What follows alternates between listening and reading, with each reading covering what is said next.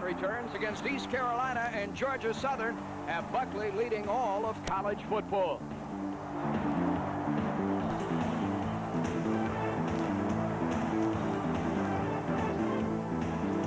Coach Bobby Bowden's Seminoles are unbeaten at 2-0, ranked second in the nation, as the king of the road packs his traveling bags for the first time tonight. Tulane University has regained self-respect under Louisiana native Greg Davis, who sports a fabulous senior class passing combination. Quarterback Darren Smith hurled 3 touchdown strikes a week ago. 2 grabbed by this man, his favorite target, Melvin Ferdinand. A 64-point explosion the past 2 weeks has stunned opponents, like SMU's Forrest Gregg. It has the Green Wave convinced of an upset against FSU tonight.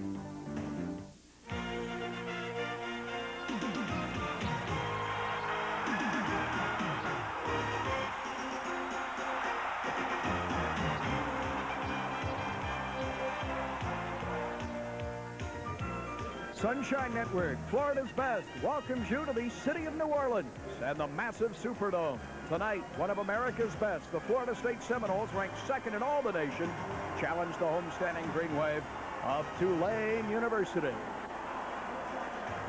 Good evening, hello again, and indeed welcome to Seminoles September live pay-per-view on Sunshine Network with Keith Jones. I'm Paul Kennedy here in the Superdome, site of Super Bowls and Sugar Bowls, and one of Florida State's greatest wins, the '89 Sugar Bowl, of course, when Deion Sanders saved the day. There's a cornerback right now playing a lot like Deion, too, for FSU. Well, it really is. You know, Sanders was a 2-time All-American at Florida State. Leroy Butler last year. They think that Buckley, Terrell Buckley, may be the next one here. He's excited people with his punt returns. He's playing a very good defensive cornerback, and they're expecting great things and getting great things from Mr. Dangerous. The special teams have been outstanding, have they not? And Richie Andrews, the kicking specialist, is enjoying a fabulous senior year. Well, somebody asked Coach Bowden what's wrong with Richie or what's right with Richie, and Bowden said, I don't know and I don't want to know. He hasn't talked to him about it. But basically what's happened, Paul, is Richie went into weight training during the summer, did not kick as much, and his leg is much liver now and should continue to be live throughout the rest of the season. Tulane is off to the good start at 2-1. One of the major reasons why, their fine quarterback, Darren Smith. Well, he's a classic pro passer. He steps back, he's tall in the pocket, and he throws the ball downfield. Had well over 2,500 yards. Throw through the air, and he can also run. You know, Tulane for many years has run the option. He can get out on the corner and make things happen, but his strength is throwing the ball downfield. Tulane plays an 8-man front defensively, and Jay Rink is solid in that 8-man scheme. Well, that 8-man scheme's a little deceiving because they will play a traditional pro-type defense, but Rink from his outside position, they see the 10 sacks there. His strength is getting up the field, forcing the quarterback into or out of the pocket. He has great upfield mobility. Our sideline reporter tonight is Barry Milligan. Hey, Barry, it's 72 degrees, air-conditioned comfort, indoors downstairs. Beautiful down here, Paul, on the Mardi Gras, as it's called, here in the Louisiana Superdome. Kind of a carnival atmosphere as described by the Seminoles, but it's a situation that's been very good to Florida State in the past. Bobby Bowden is 5-0 indoors, and FSU has won 8 straight ball games on the fake turf. And if there's one aspect that it really affects during the game, it's team speed. And, Paul, this Florida State team may be the fastest that has ever been fielded by the Tallahassee school, and that does not bode well for the Green Wave. Absolutely, Barry, and FSU looking to jump out to a fast 3-0 start. Our opening kickoff between Tulane and Florida State is next.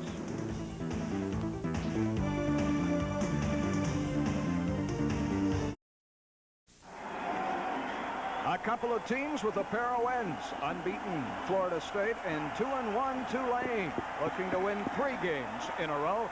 Terrence Strickland to the bottom of your picture. Their starting tailback, number 6, and Brandon Hamilton, a reserve cornerback, to the top of your screen, will try and bring this one out of the end zone. Richie Andrews has been booting them deep, and he sends Hamilton all the way back to his own goal line. Out across the 10, the 15, ahead, just shy of the 20-yard line, and from that point, Tulane will start out on offense. Tommy Henry from the secondary. Reserve quarterback made the stop for Florida State. And there you see the very dangerous senior. And Darren Smith, 6'4", 217.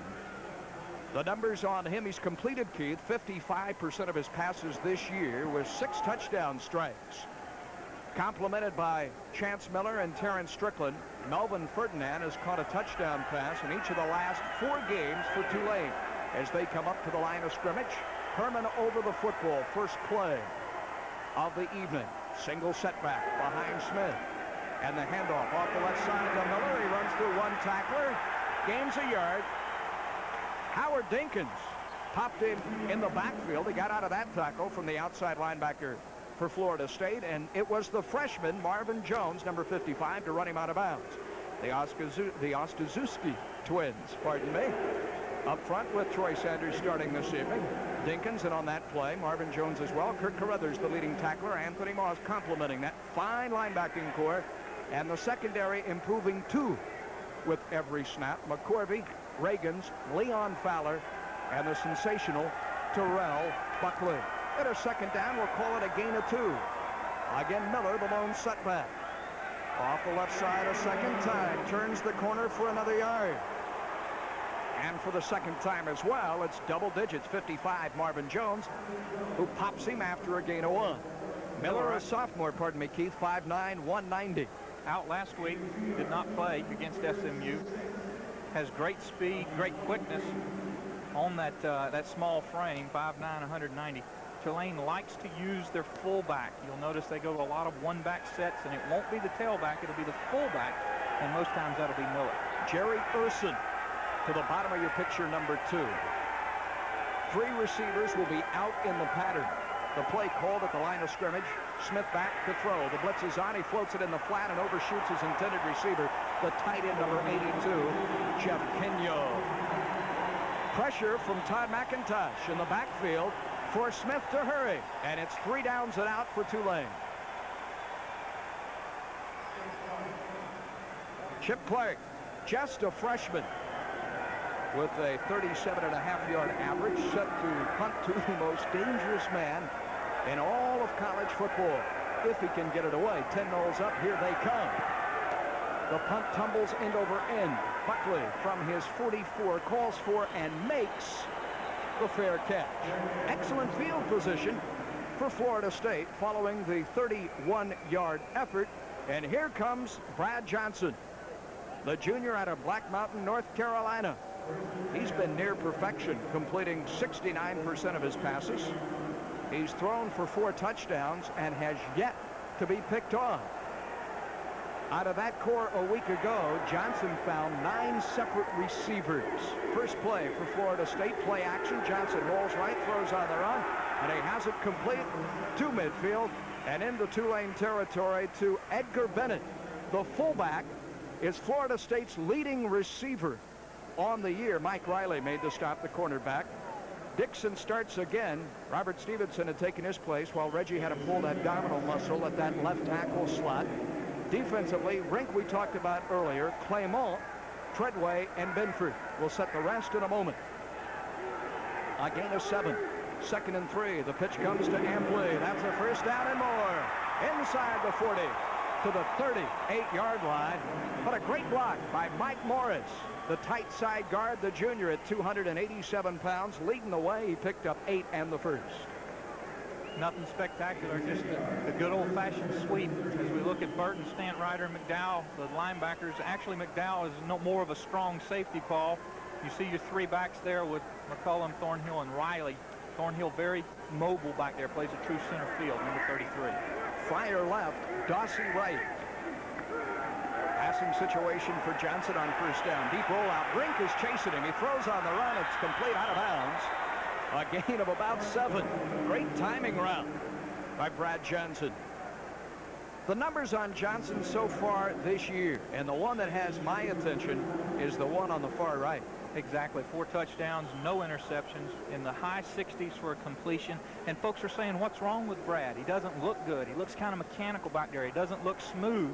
And I think that's a tribute more to Peter Tom Willis last year than a detriment or a negative comment to Johnson this year. Florida State on its opening possession, which began at the 44. Lee cracked at the line of scrimmage. Great inside pursuit. Kevin Janstick was there. Andrew Treadway, number 76, the senior, 270-pound right tackle, held his ground as they stuffed Florida State for the first time tonight. No gain on the play, thanks to that man. Well, Treadway had 6 tackles for a loss last year. He missed spring ball this year with an injury. Came into fall camp and There you see him even being a litter with a little timeout. Confusion on the field for Tulane. They have taken a timeout. We'll pause as well after this word from Pepsi, the right one.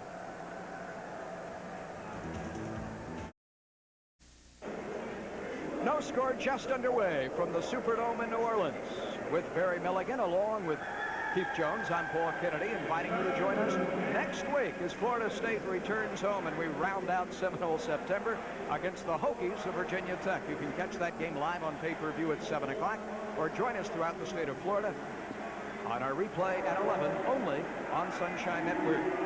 Florida State, which crushed these Greenies a year ago, 59-9 in a rout in Tallahassee, facing 3rd and 3. Edgar Bennett bounces outside with second effort, is close to the first down marker, although a yard shy. Ron McDowell, a Florida native from Riviera Beach, sophomore outside linebacker or rover back, made the fine tackle. Or strong safety, as it were. Ground level look, guard and tackle pull Bennett the other way. Good penetration at the point of attack by the defensive line of Tulane, and good pursuit prohibits or keeps Bennett from getting that first down. And Coach Bobby Bowden with a ticklish call here with 4th and 1 on the +29. He's going for it. Warren Hart is the wingman on the right side, the reserve tackle. Hey, this may be a touchdown. Edgar Bennett popped it. He's down to the 1-yard line. Mark Thornhill, the safety, with a touchdown saving tackle. As so often happens when the defense is bunched in tightly, trying to prevent a gain of inches, you gain a lot of field position. Well, Bennett just takes it up in there. You see an extra tight end in there, 3 tight ends in the ball game. Great block by the Florida State offensive front, and if not for Thornhill making a good, strong tackle to bring him down, Bennett's got touchdown number 2 from 90. Credit Warren Hart, number 84, that redshirt freshman tight end from Jacksonville, with that helmet popping block. It's 1st and goal, Florida State. Quarterback sneak nothing. It'll be 2nd down.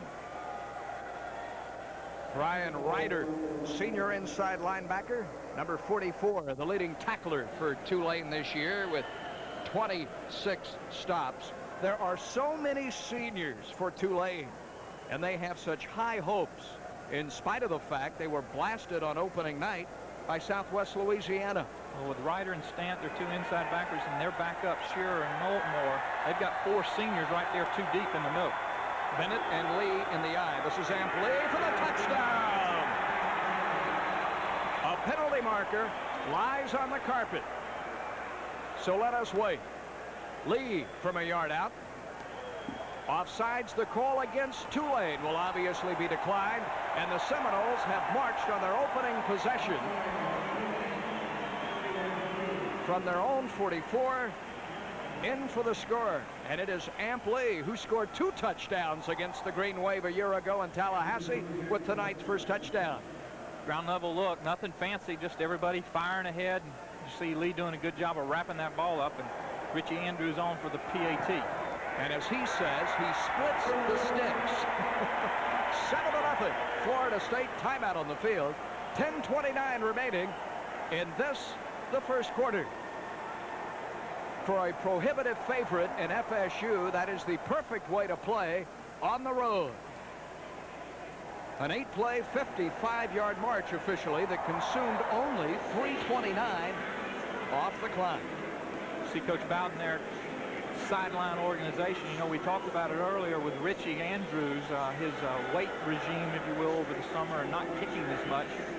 Some folks have talked about it, and I think Coach Bowden, you see him there with offensive coordinator Brad Scott. It's kind of like your golf swing, Paul, where sometimes you just kind of leave it for 2 or 3 weeks before you bring it back. Andrews did not kick during the summer, and as Coach Bowden has alluded to the media, he doesn't really want to know if there's any other secrets. He'll leave it as it is. There you see 8 plays, 55 yards, almost 3.5 minutes off the clock. Amp with his first rushing touchdown of the night.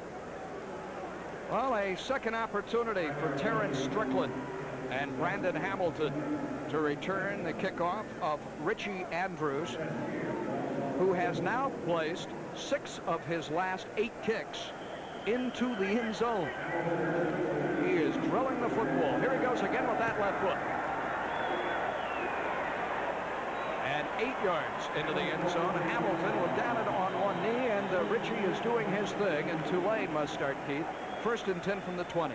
Well, Florida State actually kicking off from the 40, Paul. That offsides being marked off on the kickoff. So Ritchie kicking off from the 40, putting it very deep in the end zone. Smith will bring on Tulane to begin their second series here of the first quarter. It was 3 downs and out when they opened from their 18.5, 19-yard line in the first possession. This is a team that opened with a 48-6 disappointing loss for Greg Davis, now in his 3rd year, and then beat Rice 21-10, and then Southern Methodist 43-7 over Forrest Gregg and company last week. Chance Miller getting a lot of work early, and we can see why. That's a gain of 6 before Leon Fowler, that fine sophomore free safety, races up to crack him in the headgear. Exploded off the left side. Darren Shoulders, the senior left tackle, and Charles Hobbs, the senior left guard, did a fine job on that left side. But Tulane will come after you. There's no doubt about it. They know how to play football. They love playing in the dome. They feel like it's to their advantage. Coach Bowden talked about that during the week. It's kind of like playing a football game in a basketball arena, and they won't quit on you. Ferdinand and Urson to the bottom of your screen on 2nd and 4. Miller off the right side, a first down, ahead to the 35-yard line. Weiss, the strong safety, on the stop.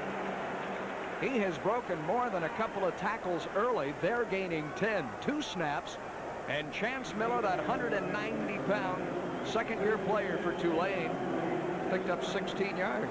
Well, as a freshman, he carried the ball 76 times for 332 yards. There you can see a good look at him. 5'9", 190 pounds, and as we talked about, very quick with great speed. 2 Ursons, Willie to the bottom of your picture, Jerry, their cousins, in the slot. Ferdinand to the top of your screen. Miller again, the lone setback. Smith, the short drop. Floats it off to the left side and has it complete. Ferdinand had to come back for the football and makes the catch after a pickup of 5. Between Ferdinand there, a senior, and Smith, his quarterback, they have worked together now for 4 years and know each other so very well. Well, there you see his very respectable 16-plus yards per catch, 3 touchdowns. They're just trying to isolate out here. Had a combination route on the outside, coming in and going out. That's really a possession pass more than anything, Paul. A way to get the ball in the hands of a very dangerous receiver in a very, very safe situation. The New Orleans senior lined up to the right side, as you see. Smith wants to go airborne again. Got it, fires it to him, and Ferdinand fighting toward that first down marker. John Weiss from Thomasville, Georgia, number 44, was on his back. They gained 4. If it works once, it ought to work twice. Same play, other side. Combination route where the outside receiver goes in and the slot man or inside receiver goes out. Nothing real complicated.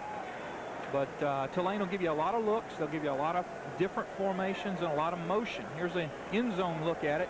Just a nice 3-step drop and lay the ball out. The outside receiver comes in. You can see him there going left to right. Ferdinand goes out. Pick up a 4. They need but a yard here to earn the first and maintain possession. Do they hand the ball to Miller with 2 tight ends? Yes, that's the call. Miller has the first down. Explodes across the midfield stripe and carries it to the Florida State 49. He gains 7 yards, and Fowler, the free safety, was forced to make the tackle again.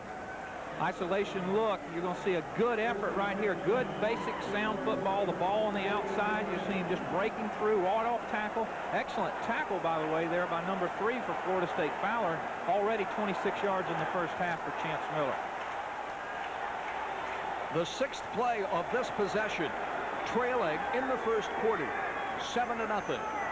Tulane, as you see the football, just into Florida State territory. Smith, again the short drop. Cox, throws complete.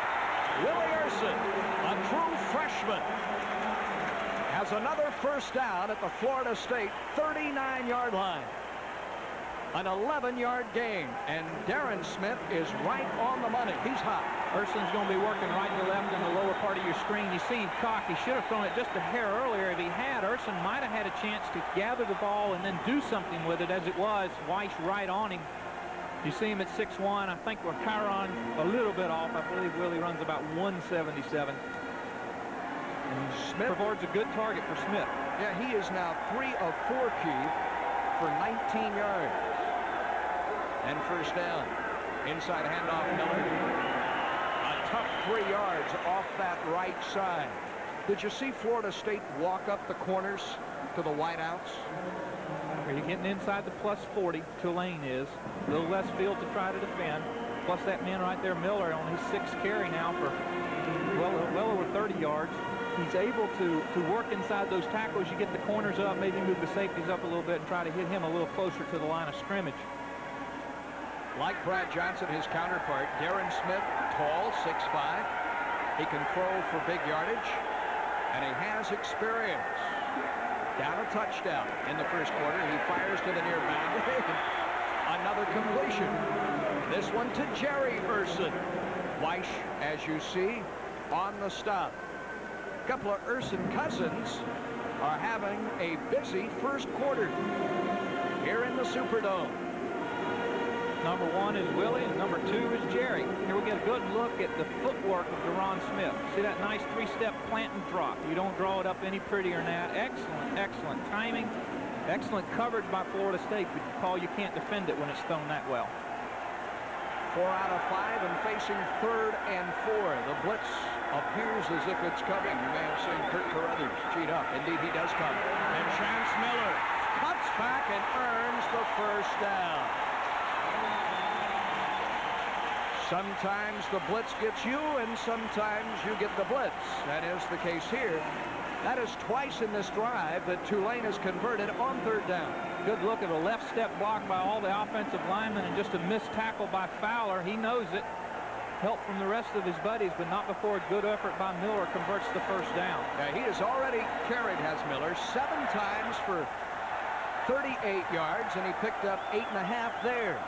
3 receivers to the near right side. Miller right up the middle. Howard Dinkins, the outside linebacker, made the stop. The 3rd leading tackler for Florida State on the year with 17 stops coming into this game. That's 6 more. 2nd and 4, and now the football is at the 18-yard line. What a march Tulane is putting on. Just good upfield movement by the offensive line of Tulane, and Chance, that 5'9" frame, just kind of working behind him is Chance Miller. And there you see it, 8 rushes, 45 yards, about 7 of them coming on this drive. Both Ursons to the near side. Miller, why not? It's been working. Marvin Jones stepped up in there. Joe Ostaszewski from his nose guard position 2. The linebacker and down lineman stopped him after a gain of 4, and the referee will stop the clock, and we'll bring on the chains and see if this is a first down as we take another look. Just a good play actually by Jones to elude the guard coming up field on him, to hold him hopefully short if you're a Florida State fan. Tulane not doing anything real fancy, Paul, just coming right between the tackles and a couple of times outside with Miller right at this Florida State defense. Fritz Grass heads the crew this evening. You see the rest of our men in the striped shirts. It's 3rd and about a foot to go for Tulane. An important play here. This may be 4-down territory, I would think, if you're a 26-point underdog. Very much so. Tulane converting almost 50% of their 3rd downs through the first 3 ball games. Jerry Urson left, Ferdinand right. Miller has the first down. Marvin Jones, the freshman linebacker, could not stop him. Charles Herman, the center, and the right guard, Sam Atkins, a junior and 288-pounder, along with Mike Milich, a senior right tackle, created just enough of a surge to earn the first down. Herman, the center, not that big at 240, but the tackles go 273 and 267. The guards 267 and 288, so they've got plenty of beef up front. A 4-receiver alignment as you watch Smith call the play at the line of scrimmage. The quick drop over the middle. Urson intercepted. Terrell Buckley in and out of the hands of an open Willie Urson. And Buckley makes the big play right there where he needed to be. And Smith was frustrated, for he knew that it was first and goal if Urson had held on. Urson frustrated too. Very well thrown. Three-step, quick drop. Urson's wide open. The ball slightly behind, but catchable. And you see good concentration by Buckley to bring it in. Florida State starting deep in a hole, but dodging a bullet. Just the second incomplete pass for Smith. And for Buckley, he has his second interception. Florida State operating from its own end zone. And it's the rugged Paul Moore, the junior fullback from Miami, who pounds it out of there. Bobby Bowden and his offensive coordinator, Brad Scott, say that Moore is the toughest inside runner Florida State has really developed his pass-catching skills as well, Paul. Very dangerous out of the backfield. Florida State's only gone to him a couple of times early this season. But he, like Bennett, can catch the ball well coming out of the backfield. Do not put it past the king of the road to throw deep from this situation. Second down. Whoa! Moore was fortunate. That was not a safety. He stumbled on the AstroTurf, and Jay Rink, the left end, fell on top of it. That was a deep handoff, working right. Working very deep in the backfield. Rink, you see on the right part of your screen, just takes an inside rush and completely gets around number 73 for Florida State, Reggie Dixon. There you see why he's so dangerous. Just 244 pounds, but very strong and able to get upfield very quickly. Baker right, Dawsey left. Needing 9 on third down. Florida State will be content to hand it to Lee, and Lee cannot turn the corner. Just trying to buy room for John Wimberly, the punter. Rod McDowell made the stop, and a big hand from the Tulane faithful as the Greenies have held FSU and forced the punt.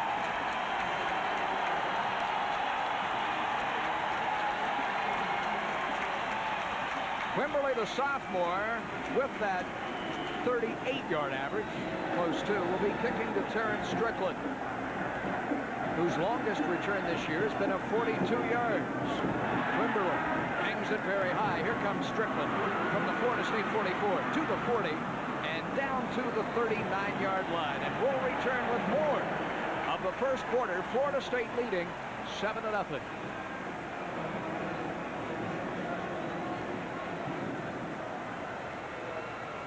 Well, we'll stay right here. You saw with us the flag on the field. Fritz Grass with the call. And that'll cross Tulane 15 yards. We'll be back in just a moment.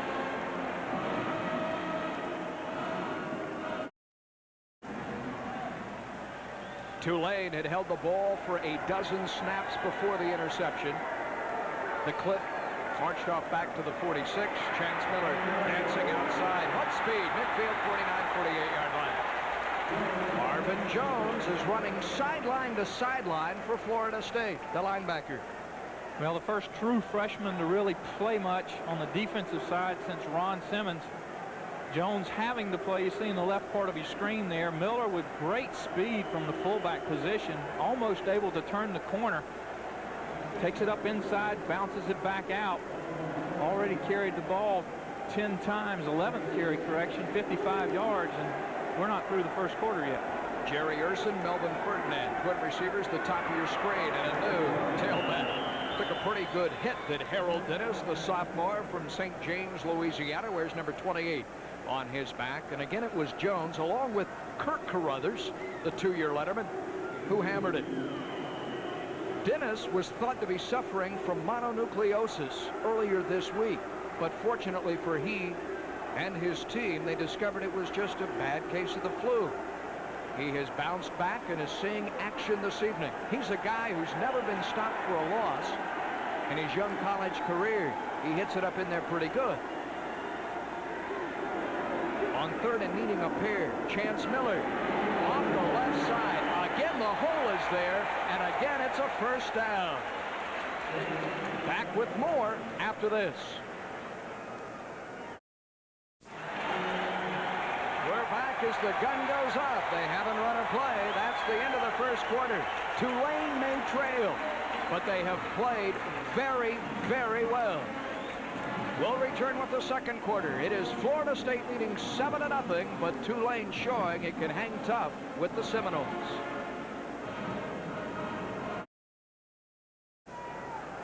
As the second quarter begins, it's Florida State leading 7-0. Chance Miller off the left side picks up 3 more yards. You know, Keith, Tulane has now run 16 plays to only 3 for Florida State. This is the play we just missed. And most of them looking like this. With just a simple Smith running 3 steps and handing the ball off to Chance Miller and him going somewhere in between the tackles or bouncing it out for 6 or 8 more. Ferdinand left, Jerry Urson right, Chance Miller right. 2, 3, Nolan comes out of the pack. One of Bobby Bowden's concerns, as Anthony Moss gets off the pile, was the fact that Tulane had seniors on that offensive front and shoulders the tackle, Hobbs the guard, and Milledge the other tackle, with 2 juniors and Herman and Atkins up front, center and guard respectively, who'd seen a lot of action. Going up against the defensive front in the 2 Ostaszewskis and Troy Sanders, who were not as experienced. Well, this Tulane front knows how to pass block, and in this particular scheme, they know how to run block, or proven they can run block. The draw, Miller, and they read that perfectly. A gain of a yard.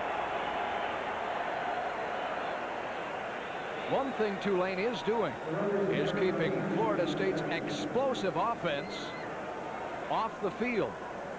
A team which scored 48 points a week ago against Georgia Southern and 45 on opening night against East Carolina, a team that has scored 12 touchdowns in 2 games.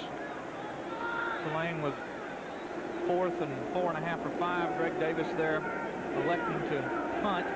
Ball sitting on Florida State's approximately 37-yard line. Clark is an accomplished coffin corner kicker. He's killed 3 inside the 20 this year. Trying to kick it that way. He may get number 4. Look at this.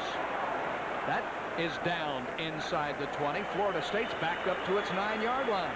An excellent kick by the freshman. Florida State's previous possession began at its 1-yard line when Terrell Buckley's diving interception prevented a Tulane touchdown. Florida State managed to gain but 4 yards in 3 snaps. It now finds itself inside its own 10. This is not the field position that Brad Johnson's accustomed to receive, and Casey Weldon is the new quarterback as Coach Bobby Bowden gets him in there early while the game is still on the line, and the Seminoles leading by a touchdown. Ampli, play action to him. Weldon fires off his back foot and overshoots everybody, looking for a very well-defended Lawrence Dawson. Well, last time Casey Weldon played against Tulane was last year. There's his 90s numbers. His 89 numbers against Tulane last year, Paul, read something like 3 of 4 for 3 touchdowns and 161 yards passing. Ampli, the recipient of one of those 88 yards on a screen pass. So Florida State and Coach Bowden coming with the riflemen, at least with good marksmanship experience against Tulane. As Brad Johnson looks on, and he'll be back in the game. This is Lee darting off the left side and into the waiting arms of Kevin Janschik. A 259-pound left tackle, number 55 in your picture. And it's a 3rd down situation again for Florida State, 3rd and 8. End zone look. We've seen this play before. Lee just a little slow getting to the hole. It formed a little quicker than he read it.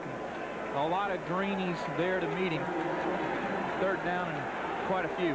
Ampli, 5 carries, 19 yards. Kevin Knox, a freshman wide receiver to the top of your picture. The veteran senior in Dawson to the bottom. Weldon rolls this way. At the boundary, hemmed in. Throws it complete, first down. A great catch on a forced pass by Lawrence Dawson. How in the world Casey Weldon found him? That's miraculous. Weldon was on the verge of surrendering and going out of bounds. Well, Dawsey gets good credit here. Watch the left side of your screen. Dawsey does a curl in. He's open right there. Can't get the ball to him. Works back outside. Gets himself free. Weldon out of bounds. His body out of bounds. Throwing its sidearm. Connects with the senior from Dothan. The 24th straight game now that Lawrence Dawson has caught a pass for Florida State. in the second quarter, leading 7-0. The inside handoff to Edgar Bennett. And the junior from Jacksonville attracts the crowd, working behind Robbie Baker, the sophomore center, and Hayward Haynes, the left guard. How about Hayward Haynes, number 65 for Florida State, who played the entire game a week ago with a broken hand. Actually, a broken thumb. He broke it in the Georgia Southern game, played the whole second half. In fact, Coach Bowden was looking at the films and said, well, he didn't play very well. And then he found out he was playing with a broken thumb. Played all of last week in there now. They've slid Robert Stevenson in there for this snap with him. Weldon, great bootleg action. Wasn't a pretty pass. Dawsey has it, though, and spins ahead across the 35 to the 36-yard line. Linzer Burton, the rover back from Boca Raton, Florida, belted him out of bounds. A knuckleball, and it'll show up in the stats as a gain of 12 nonetheless. As you say, not very pretty play action away. Naked bootleg to our right as we look at it. Dawsey makes a good catch of a duck and then ducks a defender to pick up 4 or 5 or 6 more. He made a solid quarterback, and Mike Riley, number 41, missing. Dawsey following that dozen-yard pickup to the bottom of your screen. The toss to Ampley, working this way, gets a block. Darts ahead 45 midfield and into Tulane territory. Again, it was Mike Morris, that junior tight side guard, who pulls out there to lead the way and springs Ampley for his biggest gain of the evening, a pickup of 15. Watch number 60 coming right at you from the tight guard position. Makes a good downfield block. Doesn't have to be pretty, but makes it effectively, and Lee able to accelerate through that lane. Picks up the first down. Florida State 7, Tulane nothing. Ampley on a 1-yard run on an opening march for Florida State. Weldon has him moving now. This is Lee in the flat, trying to get away from Riley. Gets away from him, but not Linzer Burton. Burton, the rover, or drop in. Over to make the stop.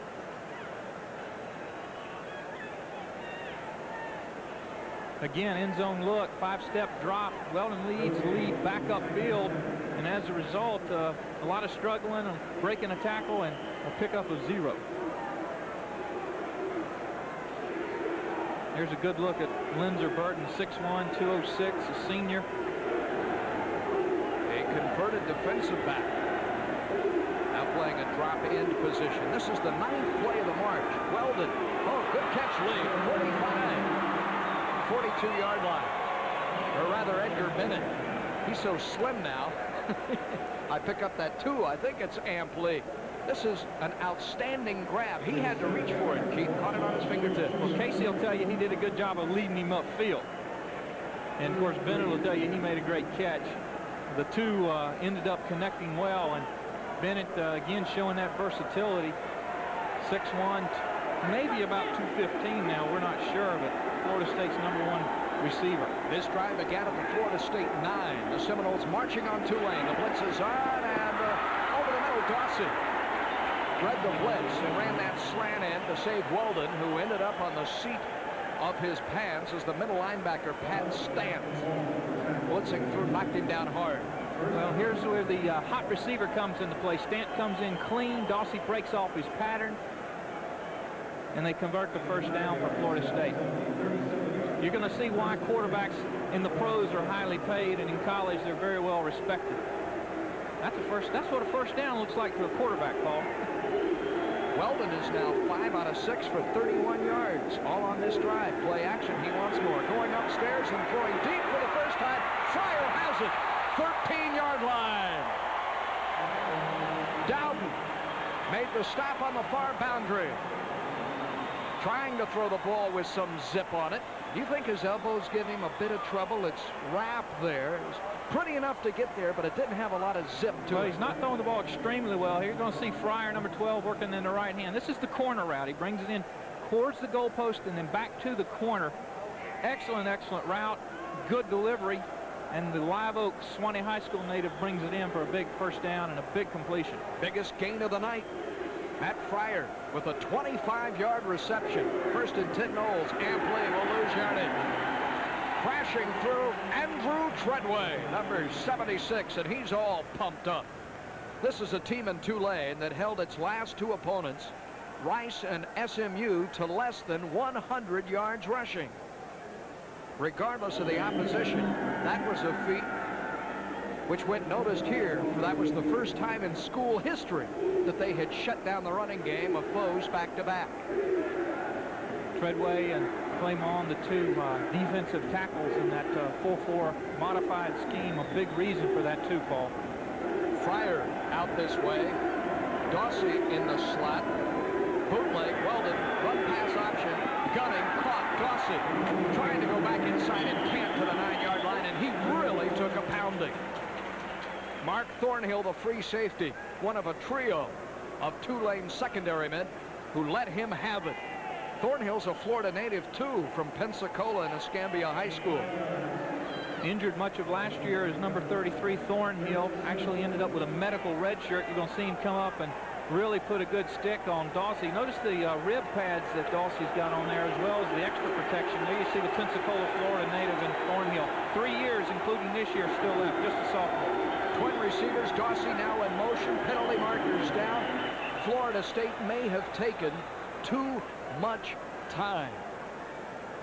The ball is at the 9-yard line, and Florida State was facing a 3rd and 7, needing to march it inside the 2. Dead ball procedures. Somebody moved along the line of scrimmage, and 3rd and 7 becomes 3rd and 12. You're getting farther into the season. 4th game for Tulane, 3rd game for Florida State. Those types of penalties, those types of mental mistakes, you hope if you're a head coach in Bobby Bowden that they've kind of gotten out of the way now. You got all those behind you. Florida State not successful there, though, at executing well. Casey Weldon has done a tremendous job of putting together this 12-play mark. He's at a crossroads, however, at 3rd and 10.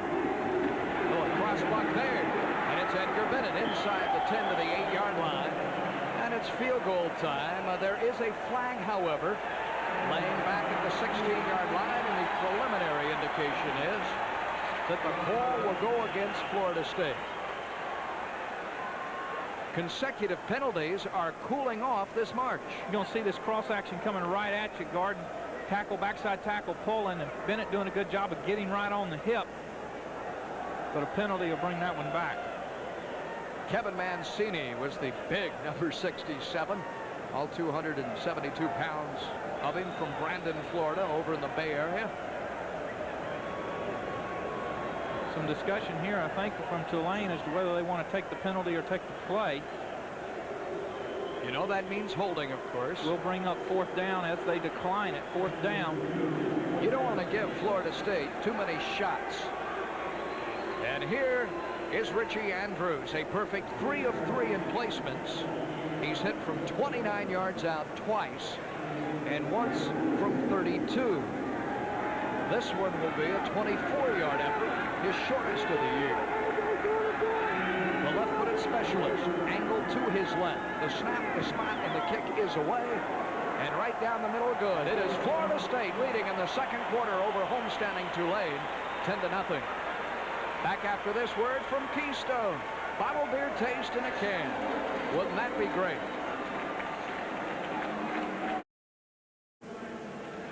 Richie Andrews has just drilled a 24-yarder, Barry Milligan, to make it a 10-0 Seminole lead.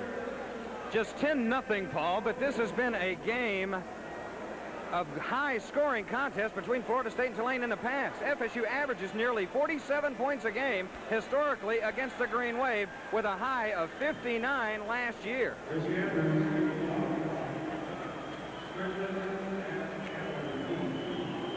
Brandon Turner, the cornerback, the 5'9" freshman, set to receive Andrews. End over end, very high kick. Look at this. 5 yards into the end zone. Everyone has been into the end zone tonight. Tulane begins at its 20.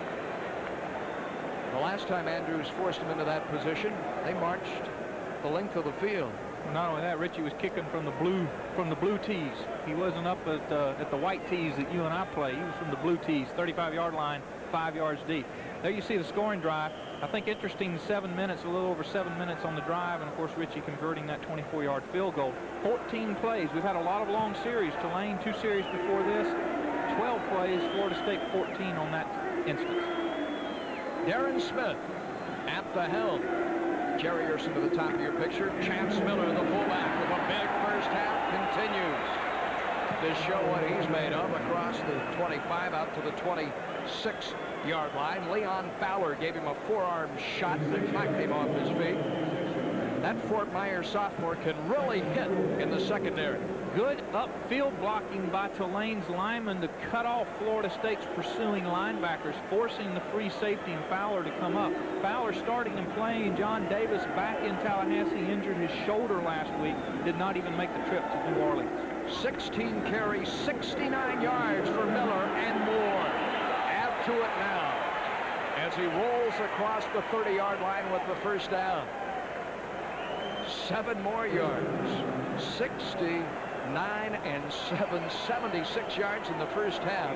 This is the top rushing effort against Florida State this season. Well, don't think that Miller will back down later in the third quarter or even in the fourth. Very well conditioned, very strong athlete for his size, and off last week, resting as it were, coming back tonight. Play action. Smith looks the other way. Now pressure. He has to come underneath. Throwing to his tight end, Jonathan Pierce, on the safety valve. They turn that into a gain of about 6 or 7. Sophomore inside linebacker Bryce Abbott from Tifton, Georgia, made the stop for Florida State. Smith nearly took Pierce's arm off with that pass. That's the first ball that Jonathan Pierce, number 48, the tight end, has caught. You're going to see him get into trouble, work up in the pocket. He's very tall, and then he's going to unload on Pierce.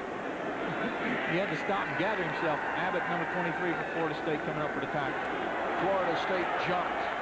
Tulane jumped. Troy Sanders' move was their motion along the line. Let's see which one of us are right. Number 72, the tackle for Tulane, Brian Shoulders, down in his stance, reared up. Florida State coming across. Is it the play-by-play or the color? Looks to be the color guy this time. Much to my chagrin. Darren Shoulders moving. There, you'll get a good look at it. There you see Shoulders moving up.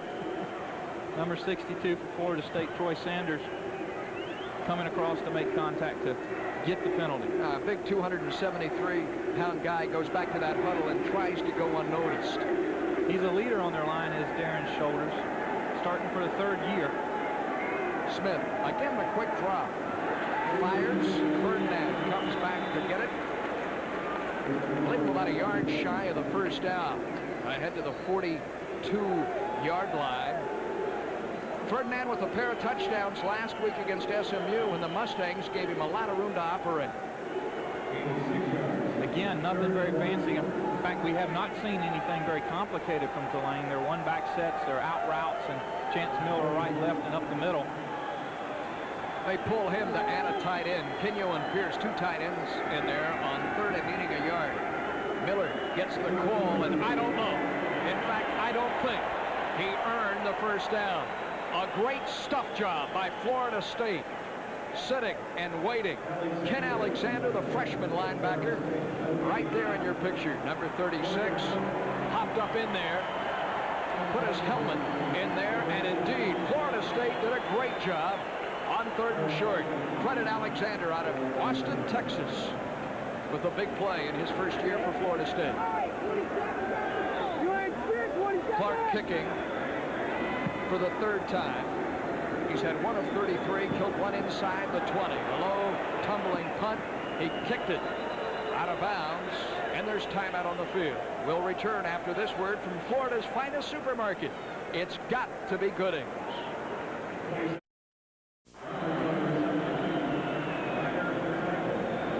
On first down, Brad Johnson is back into the game and fires to tight end Dave Roberts on the little rollout as we take another look. Naked bootleg, if you will. But the 3rd time we've seen that tonight. Now we're going to throw back inside to the trailing Roberts from the tight end position. You may be wondering why we saw Casey Weldon. It was predetermined. We now understand up here that Weldon would play the majority of the second quarter regardless of what was happening on the field.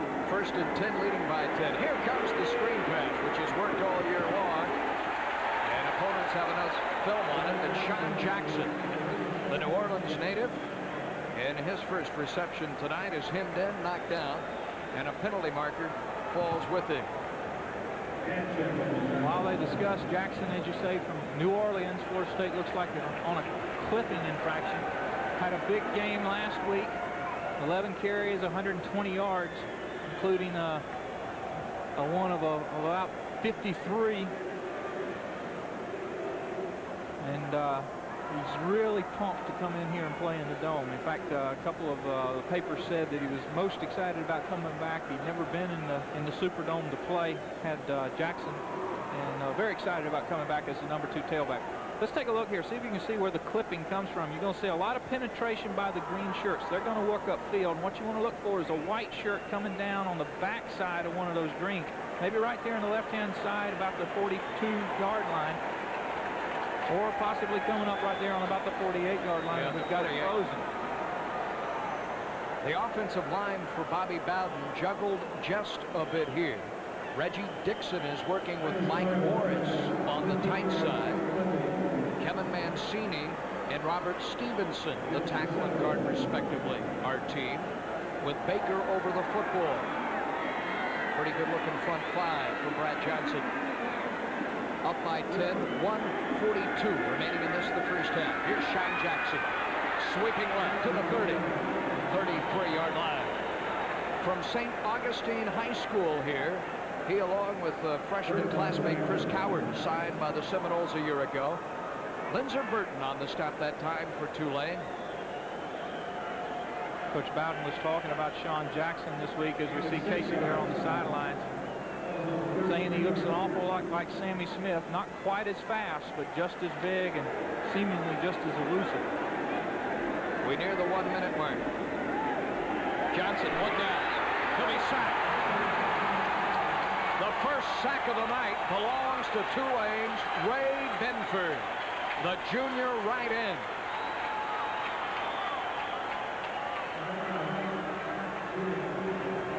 Pressure's going to come from the right.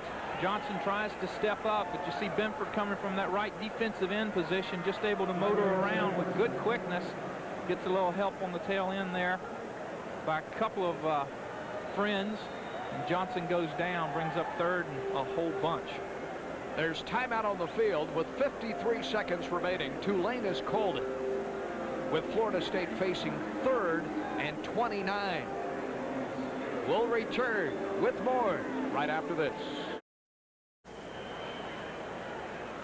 A Florida State scoring march in the first quarter. 8 plays, 55 yards. Capped by Ampley and then Richie Andrews from 24 yards out. It's 10-0 Florida State. Join us Monday night for the Miami Dolphins Monday Night Magazine following the Giants game tomorrow in the Meadowlands. Here comes Sean Jackson, a stiff arm, frees him to the 30, up to the 35-36. That plays to Tulane's advantage, for he rolls out of bounds. And the senior left cornerback, Sheldon McCullum from Titusville, Florida, made the stop for Tulane. McCullum showing he's a senior and a little savvy, and unfortunately Sean Jackson showing that he's a freshman. Needed to keep in bounds, needed to either force Tulane to use a timeout or keep the clock running. In fact, it does look like Tulane has taken a timeout. Jackson doesn't look real fast starting out, but he's very lanky, very deceptive in those moves. He's eating up some good ground, and right here, Sean, you need to take it back inside. You see him trying to hold up there, but not before McCullum gets him close enough to throw him out. Terrence Strickland in lone safety, a 10-man front for the Tulane Green Wave. John Wimberly to punt for the second time. He hit this one. Strickland calls for it and makes the fair catch at his 29-yard line. And from that position, Darren Smith will have 39 seconds to drive the Green Wave at least into field goal range for Gary Butler. Smith, number 4 on most of Tulane's passing statistical records. well over 3,200 yards in passing, number 4 in completions and attempts. Of course, their leader, Florida State fans, since Tulane and Florida State have played home and home the last 7 years. Remember a gentleman by the name of Terrence Jones, well over 7,000 yards of career passing yardage for Tulane University. Almost 5-man secondary now for Florida State, knowing Smith is going airborne. He throws a boundary route, and it's incomplete. Nearly picked off. Buckley wanted it. You see him shrug. Oh, yeah, he knew I was going that way. The pass intended for Ferdinand.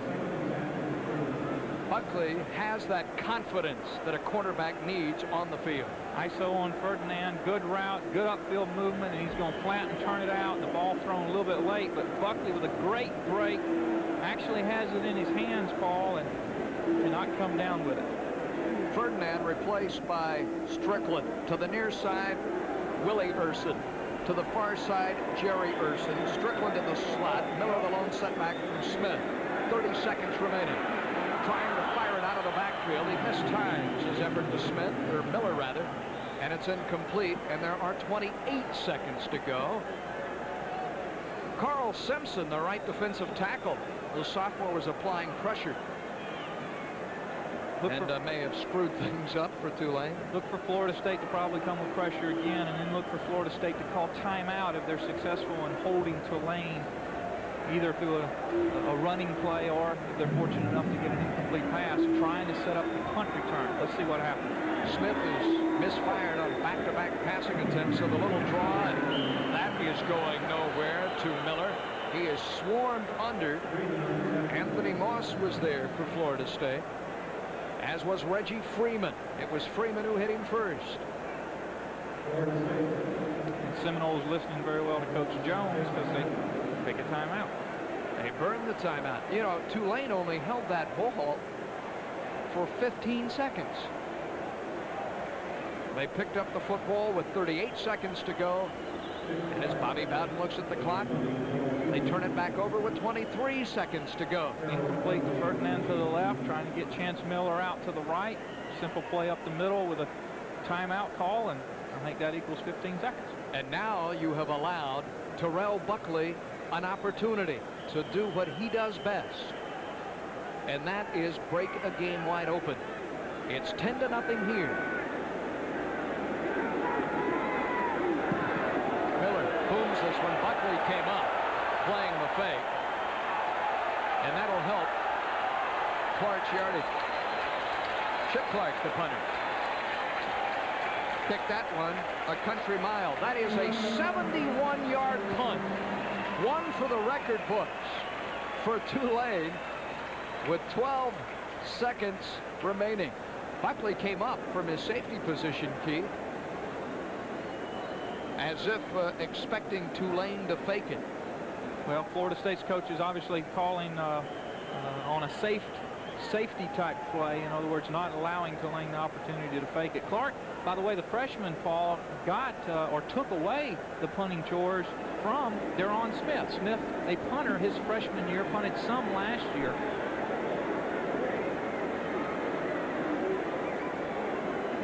Seconds to go. Brad Johnson at quarterback. Edgar Bennett running out the clock. And timeout taken with 5 seconds remaining. Brian Ryder, the left inside linebacker, in on the tackle. And that'll do it. The first half is over, and the king of the road has to like what he sees. Probably the best effort by Tulane this year. Still finds the green wave. Shut out in the first half. Trailing Coach Bowden and his second-ranked Seminoles 10-0. We have played 2 quarters in the Superdome in New Orleans, and we'll return with our halftime show after this word from Ray-Ban by Bausch & Lomb.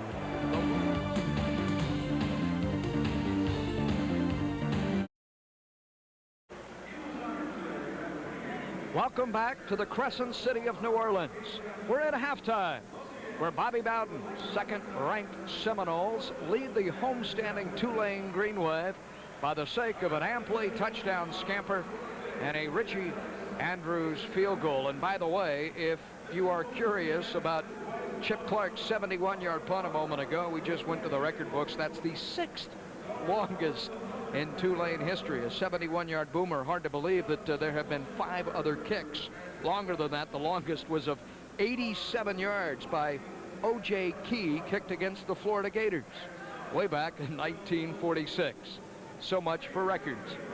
Well, it's always beautiful inside the dome, 72 degrees, and enjoying this climate-controlled comfort. Let's take you down to the sidelines, and once again, our own Barry Milligan. Thank you, Paul. Down sidelines with Assistant Sports Information Director Rob Wilson from Florida State. And Rob, Sean Jackson, the outstanding freshman, coming home here to St. Augustine High in New Orleans in front of, I'm sure, a lot of friends and family, but it wasn't a good half. He's injured. No, he isn't. He cut his thumb right before the end of the half, and they took him to the locker room a little early, try and get a jump on the procedure, to evaluate whether they need to do stitches or not, and that would, of course, put Chris Parker possibly in the ball game, who hasn't played yet this season. I tell you, he's got a lot of family here, 120 tickets for Sean Jackson here in New Orleans. And speaking of Chris Parker, of course, because of those academic difficulties, back in uniform tonight. I spoke to him before the game, really excited. How was his week of practice in preparing to be back in uniform? A good week of practice, but, you know, game situation is totally different. I think even AstroTurf will be even different. You know, it tends to fatigue you a lot quicker, and fatigue is what he'll be battling because he really didn't practice during that period by Coach Bowden's decision. So it's going to be tough on him. He knows the plays. That's not going to be a problem, but fatigue may be. Kind of a strange atmosphere here. A lot of the Seminoles thinking sort of a carnival-like atmosphere inside in the dome. Well, it really is, and I think, you know, the fact that it's not completely full and roaring the whole time is one factor. And then we went down and drove the ball so easily the first time, and now we're struggling a little bit. It is a hard game to get a pulse on, really. And always a great Seminole crowd here. Usually a 10,000 ticket sellout for Florida State fans. Yeah, it's they're following us everywhere now, and it's just so great to see them turn out like this. Sure helps the players. They miss the band a little bit, but you can tell that's going to be a factor in the second half. Now, as we approach mid-season, your job obviously becoming more and more difficult in terms of the national rankings, in terms of All-Americans. Kirk Carruthers won during the preseason that was being promoted for the Butkus Award. With Edgar Bennett coming along, there are sure to be others. Oh, there are indeed, and you start to evaluate these freshmen and see exactly who's going to be a guy to push in the future. You really work 2 years ahead of time. Edgar, we worked 2 years ago when he was just a sophomore and a freshman to really get him in a situation where he could be like with Sammy Smith, and then you really push for him hard their junior and senior year. We really feel that Dawsey and Carruthers are legitimate All-Americans, and Hayward Haynes is maybe the best of all of them, and it's so tough with an offensive lineman because you can't throw stats at these people. You kind of have to politic and just let the reputation of the team carry him through, and that's what we're hoping for. Buckley, of course, is the kid's just magic, and he's got a bright future. We've got to work it out for him. How is the hype with the rankings? A lot of people thinking that Notre Dame may be the best team in Michigan, but Florida State may be the best team in the country. Yeah, I think that could very well be true, and of course, different brands of football being played in different areas of the country. We really, I don't think the Sports Information Office can affect the rankings that much. You can't change the views of that many writers, but certainly the wins and losses do. We're more with the individual players where we have our effect. Rankings are awful tough. There's been times that we felt like we were overrated, and I'm sure the coaches did too, and underrated as well. So it's a shooting gallery. The youngsters on defense playing very well, although the offense is struggling a bit. Yeah, they are. Apparently Tulane's got a play that's working pretty well. I'm sure the chalkboards are getting worn out in the locker room, but number 27's hurting us a little bit. But yeah, we're playing pretty well. Chance Miller back, Paul, after that turf toe injury. And keep in mind, Tulane has not been shut out since the Pitt Panthers did that in 1977.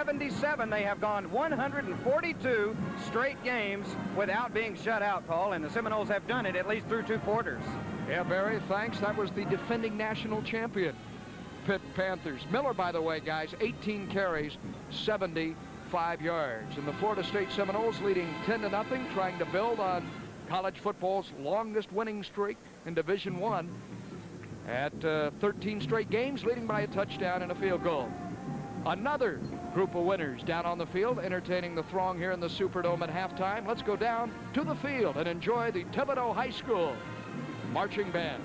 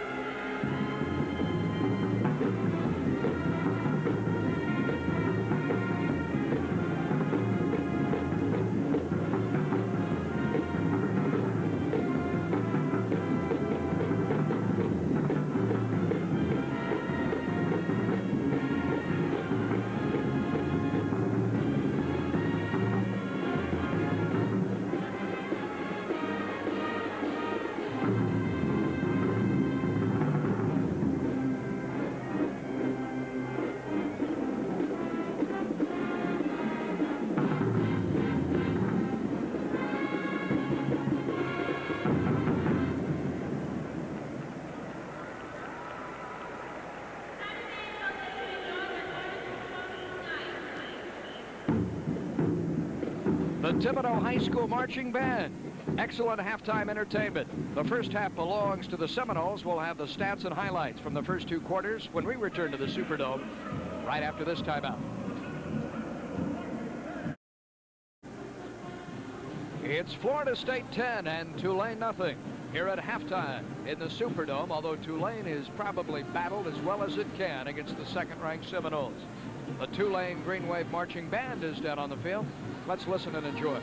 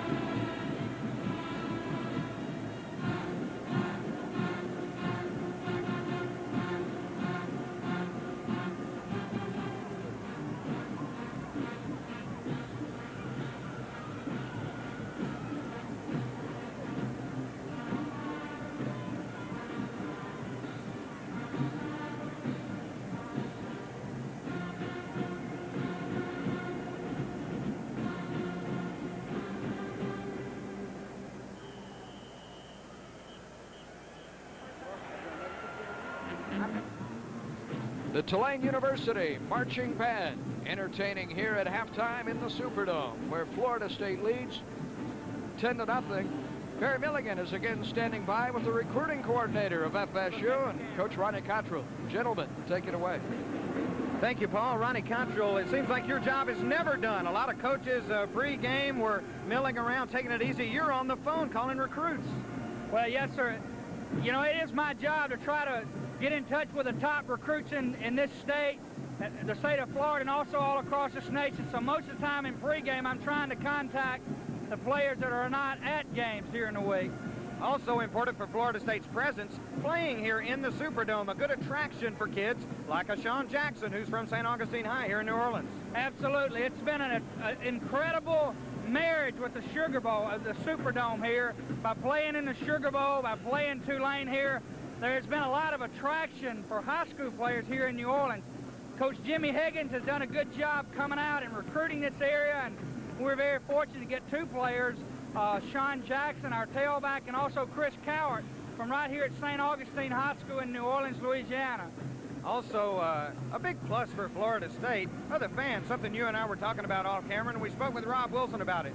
10,000 Seminole fans here making as much noise as the home crowd. Is that incredible? I honestly thought we had more than they did for a while, and they are so faithful, our fans. They follow us on the road and always in Doak Campbell Stadium.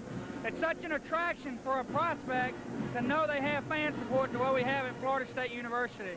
I'm talking about recruiting not only in this area and, of course, in the state of Florida where they have so many great high school athletes, but Florida State really, playing a national schedule, has taken on a national recruiting posture. Exactly. But the truth is, Bobby Bowden's commitment is to the state of Florida. We want the best prospects in the state of Florida first. What has happened is there's been so much interest in people contacting our schools that, yes, we have begun to recruit out of state some. But we have a lot to be thankful for, and it's not hard to recruit at Florida State, as evident tonight. Okay, Ronnie, best of luck for continued success. Recruiting coordinator Ronnie Cottrell. Back to you, Paul. Yeah, thanks. And Tulane recruits well in Florida. They have 13 Florida natives on the Green Wave roster. They're throwing Mardi Gras beads here in the Dome. Right now, Florida State leads, pitching a shutout, 10-0, and we'll return after this word from Dodge. Welcome back to the Seminoles. The Superdome. It's almost the Seminole Dome, is it not, the way the Noles have played in this facility. Let's take a look at the first half highlights. Florida State leading 10-0. A big third down play on that opening drive, and well, here is Ampli busting one. This would take him all the way down, 28 yards, all the way down inside the 5-yard line. Actually, Edgar Bennett there almost getting in for the score. Good tackle by the Tulane backfield, and Florida State follows that up very quickly with amply, going over from about the 1.5. Yeah, an 8-play 55-yard march. It was 7-0 Knowles. Chance Miller had a big first half, 19 carries, close to 75 yards. Well, and you see what they did most of the time. They ran him inside. He had the option to bounce outside if he had the opportunity, and they were very successful converting a lot of those plays. It's a 10-0 football game here. Both teams already on the field. Watch Terrell Buckley save a touchdown. Well, these things happen. A miscue by the wide receiver, allowing the ball to be back up in the air, and Buckley able to corral it there at the 1. Florida State starting deep, but able to thwart the drive. We'll be back with the second half after this.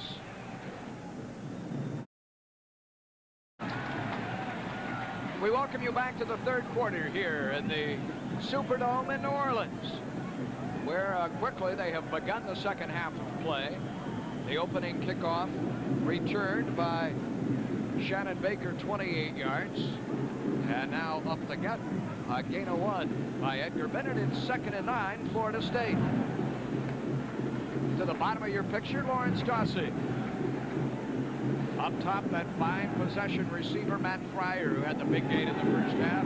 Here's Brad Johnson looking toward his tight end, Reggie Johnson, and did he or did he not catch it?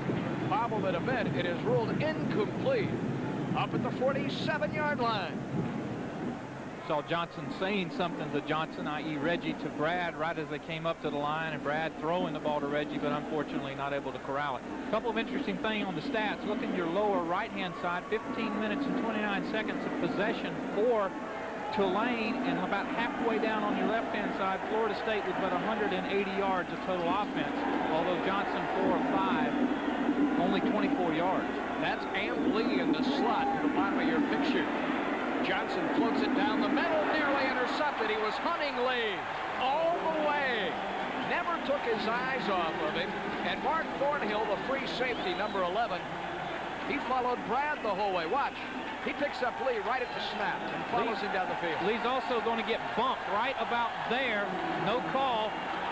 Pretty nicely thrown ball, but a great job by McDowell, number 11, of getting in the way. Strickland is set to field the punt by John Wimberly. Florida State leading 10-0. The big rush was on, and Wimberly hit a beautiful punt. It takes a Florida State roll inside the 30 and the 25, and Reggie Freeman marks it dead at the 23, the Tulane 23. A 36-yard punt with a world of hang time. Florida State was very balanced on offense. 95 yards on the ground, 85 yards through the air. And for Tulane, 76 yards on the ground, 36 yards through the air. And it would have been so much more had Willie Urson held on to that post pattern that would have set up 1st and goal. Been about a 20-yard gain, and Tulane might very well have, well, at least 3 on the board out of that spread formation. And in motion, Jeff Quino, the tight end, the lead blocker for Chance Miller. And do you think the Seminoles made an adjustment at halftime? Howard Dinkins right off the bat, along with Joe Ostaszewski, the outside linebacker and nose guard, effectively this time stuff the man in Miller, who gained 74, 75 yards in the first half alone. Tulane rushed the ball but 20 times. Miller had 19 of them, and they open up the third quarter the very same way. A good job by Dinkins of shedding the blocker and getting upfield. Florida State stunning that time. Defensive lineman moving to the left, allowing Dinkins to get free. Bring him down for about a yard loss. Jerry Urson along with Ferdinand, top of your screen. Smith steps up away from pressure, and it's almost intercepted. Billy Reagans may have had a touchdown. It ricocheted off his shoulder pads at the 29-yard line. There was nothing but AstroTurf in front of him. Worst place in the world you can hit a strong safety. Trust me, I know, and that's right in his hand. Good job by the secondary. Jones with nowhere to go, really. Smith, excuse me. And Reagan steps up, hits him just right square between the 1 and the 5, maybe just a little bit more to the 1 side. He is as mad as he can be with himself. Replaced by John Weish in the secondary. 3rd and 11. Smith off his back foot but throwing deep. Overshoots Willie Urson by 10-15 yards. Good man-to-man defensive pressure by Errol McCorvey, the left cornerback. He was stride for stride with Urson. And that's 4 in a row now that Darren Smith has thrown incomplete. He has certainly cooled off after a hot start. Florida State coming with some stunts. Kirk Carruthers, number 45, blitzing, pressure on the quarterback, harassing him. Florida State changing it up as we begin the third quarter. Remember, Clark's last effort, as you see to the right of your screen, was of 71 yards. Nearly had that one blocked by Steve Gilmer. This is Buckley. Takes a deep turn to pick up the wall. Gets one block, dodges a second tackler. They may call that blocker clip as Buckley finally goes down. He doesn't go down. He's refusing to, but the whistle is finally blown. Timeout on the field, 10-0 Florida State. But there is a penalty marker. We'll pick that up in a moment.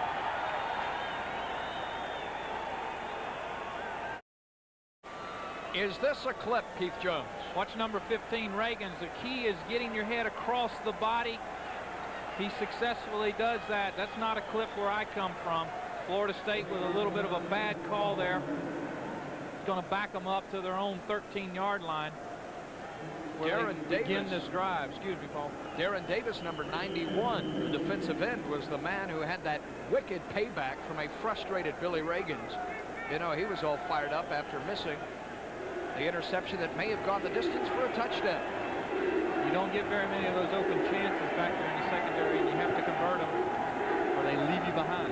Brad Johnson, couple of play fakes, and now scrambling around. Here come the green jerseys.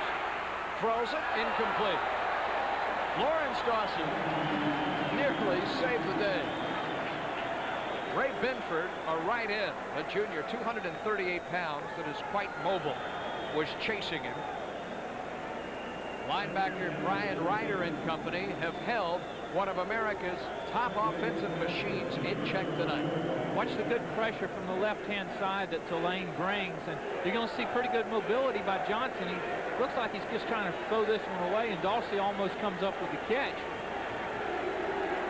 Ryder there, the senior from Massachusetts, all the way down in Bayou country, getting his 229-pound frame upfield. From Nantucket, Amblay breaks the tackle across the 20. Fights forward, is 2 yards shy of a first down. Upfield at the 21-yard line. The quarterback, senior Mike Riley, stopped him after a gain of 6. And credit the sophomore from Chipley, Florida, with keeping those legs churning. Watch number 41 in green and Riley, 50-plus tackles last year. Amp does a good job of eluding the first guy, but you don't get away from Riley. 54 tackles last year, 12 tackles through the first 3 games. And he stops and brings up about third and two, excuse me. 2 tight ends in the game. Marvin Farrell is inserted from Florida State, 3rd and 2. Swinging it out of the backfield. This is Edgar Bennett. No foot race, first down.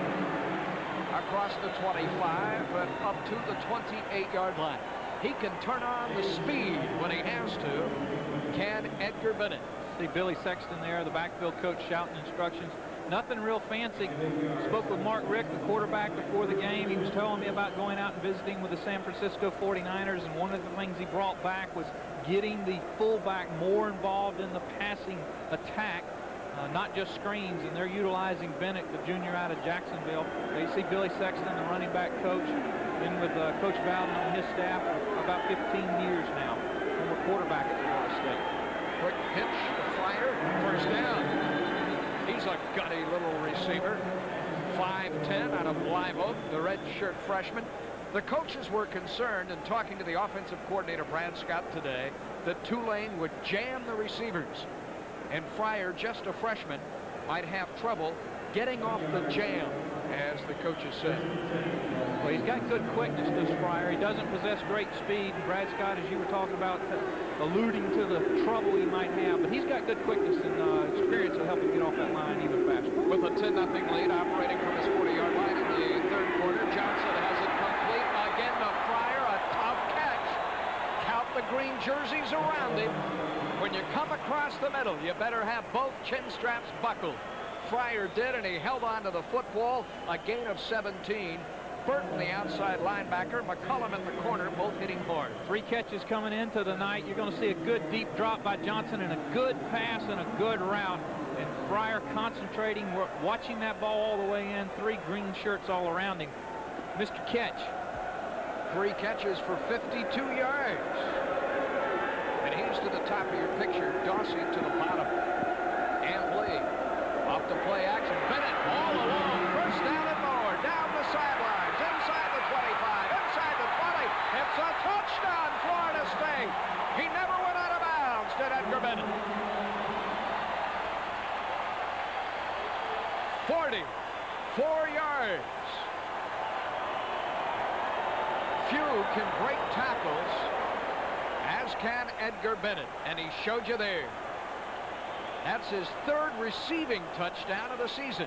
You see him just working out to the right there. You're going to see good individual effort. He just outruns a couple of folks, tiptoes there on the sidelines, good cut back inside. Look at Pryor just trying to stay out of the way. Bennett 44 yards to pay dirt. Andrews to add the point after. It's a 17-0 football game. Brad Johnson to Edgar Bennett. And the doors are open here in the Superdome. 10:35 remaining in the 3rd. Watch the tackles broken by Edgar Bennett. Pat Stant, the linebacker, 56. That's one of them. McCullum, the corner, number 25, is 2. Mike Riley, the other corner, number 41, was 3. And it's a touchdown for double 2s. And a good read by Brad Johnson to get rid of the ball quickly, capping that 6th play. 87 yards with the clip on the punt return. Just over 2 minutes in the drive. Brad Johnson hit 4 in a row, including that 44-yard catch and run by Bennett. He's now thrown for 103 yards. Terrence Strickland, Brandon Hamilton, a short kick. Strickland scoops it up at the 10. Fights to the 20. Out to the 23-yard line. John Weish made the stop, and someone came down on his back. I think Tulane Sean Fagan fell on him, and Weish is a little slow to get back to his feet.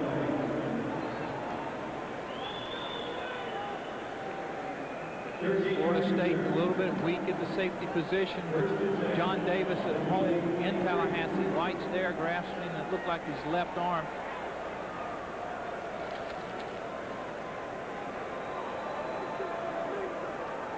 Aaron Smith, again will remind you, has missed 4 in a row.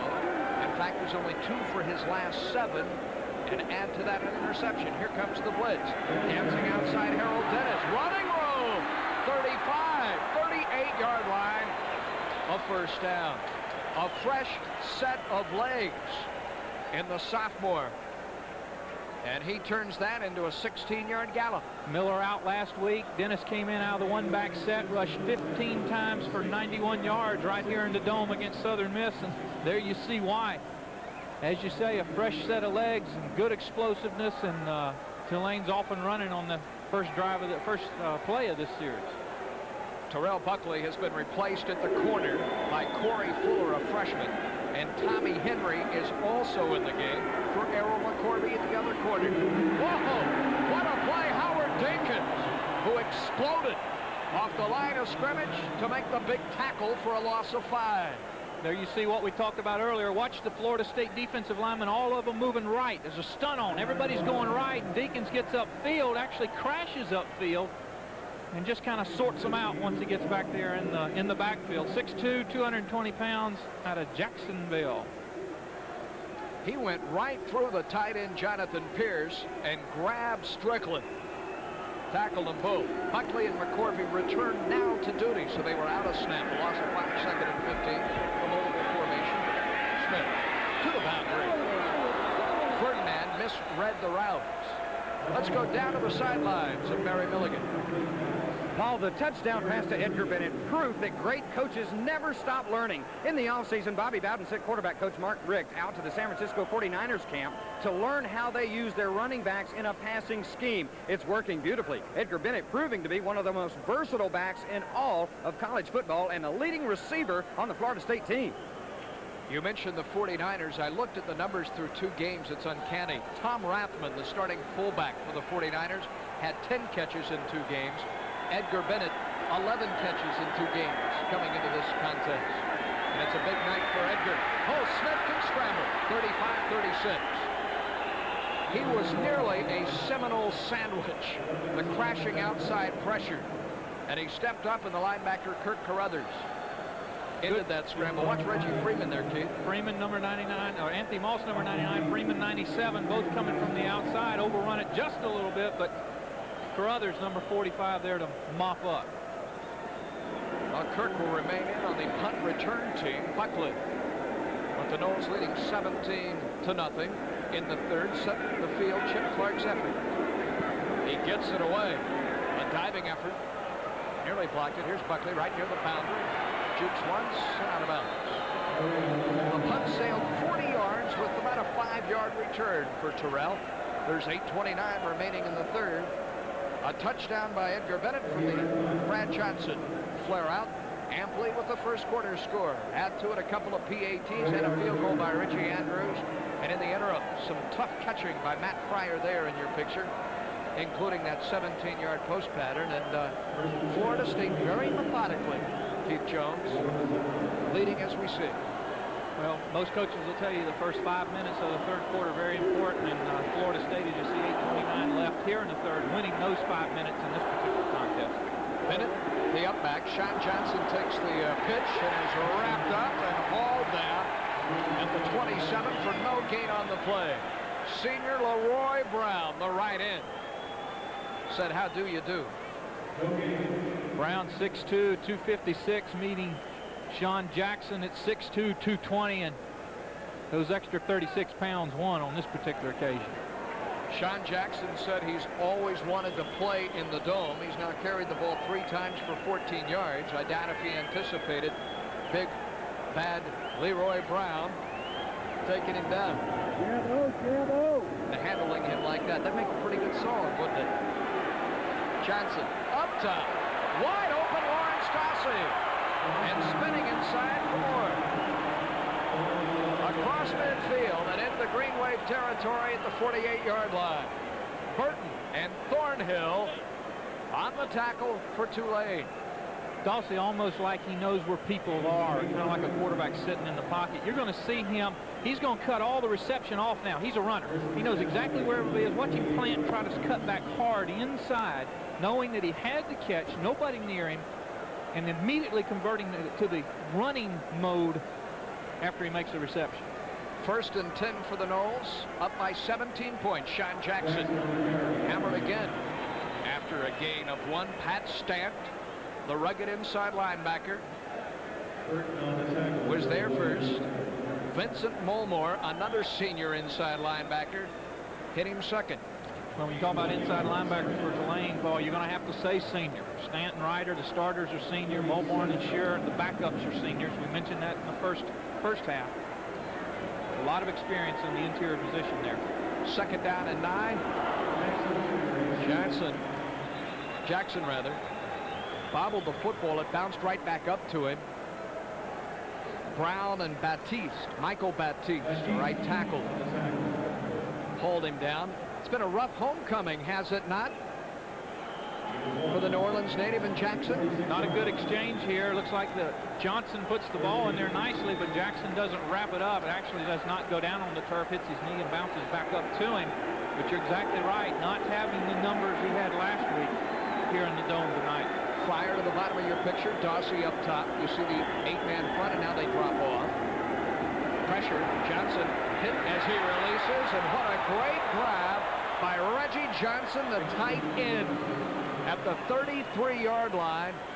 That was an all-American catch by the senior 3-year letterman from Pensacola. Well, there's no doubt that Reggie Johnson can play. There's 2 players right there in your screen, Johnson and Dossie. Great turns back to his left to catch the ball. A good throw by Johnson. You couldn't see it in the picture, but Brad Johnson having to lead him back out that way because of linebacker in line of fire, if you will. Not inside your picture, but up nearer to the line of scrimmage. Leroy Brown of Tulane gave Johnson a shot. Burton blitzing this time. Amply takes it in the flat on the flare. 25, 20, down the boundary, and shoved out of bounds by Mark Thornhill. A penalty marker is on the green carpet, too, at the 19-yard line. Amp kind of broke onto the scene against Tulane last year. You'll remember a 88-yard reception from Weldon. We're going to get a good look here at the call. got a holding. That sometimes, Paul, will break it open for you. We'll get a look at it here. Look on the left-hand side of your screen.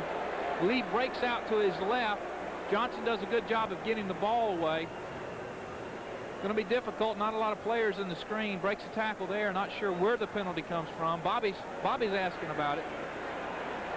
A hold, he says. And it was thrown from the far side of the field, I think, is what upset him. That's the 4th penalty of the game to go against Coach Bowden's Noles. They've been penalized for 43 yards. The football now rests at the Tulane 29-yard line.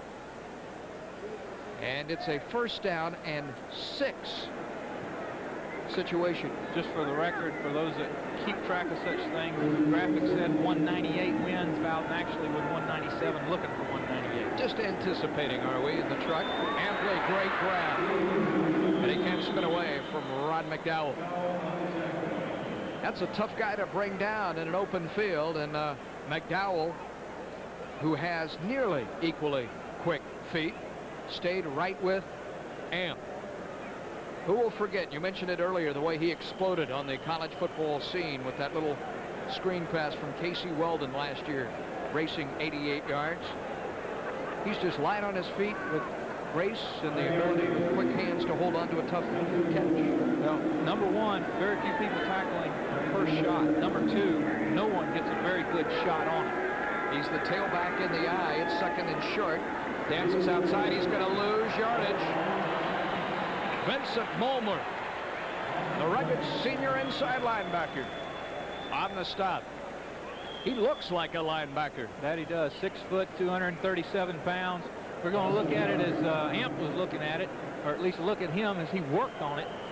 Nothing a tailback can do right here. Mulmer just defeats the block and gets in the backfield, ties Amp up before he can even get started. Had 23 tackles last year, playing in a reserve role behind Pat Stant right now, but seeing a lot of playing time. A loss of 1, setting up 3rd and 2. Florida State in a 3rd down situation here. Lee with speed to the outside to the 20 and the 19-yard line, easily earning the 1st down. Riley, the fine corner, made the ankle-high tackle. He picked up 10. Here's your 10th play of the drive. 3rd and 2. What do you want to do? You get outside just a little bit, but then break it back inside and pick up that 1st down yardage. Just 5 on the game, but that was the 10th play of the drive. The Noles have it going, leading 17-0 in the 3rd. Oh, tough yards inside for Paul Moore. There are 22 players on the field.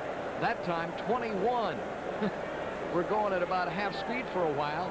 The lone exception was Paul Moore. Everyone expected him to go down, and he didn't. When the fullback gets up in there, as the coaching staff at Tulane looks on, you know, up there crawling around on his hand, almost on the knees, still chugging along, crabbing along.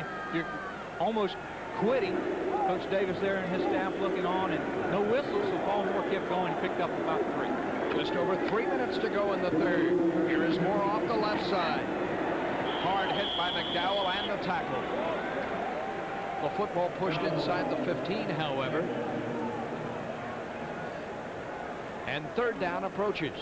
McDowell giving up about 50 pounds. There you see Billy Sexton telling you, get upfield, Paul, get upfield. Don't be running sideline to sideline, or what coaches say east to west. You want to run north and south, which is upfield.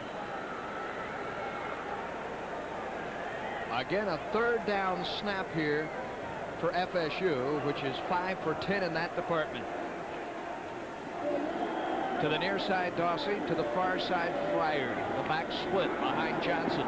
3rd and 4. Up top he goes, and it's batted down. Mulmer was there. And Darren McGowan, a Florida native from Merritt Island, whose sister used to attend Florida State. In fact, won a letter as a member of the ladies basketball team. It's Florida native Darren McGowan who put that paw up and knocked it down.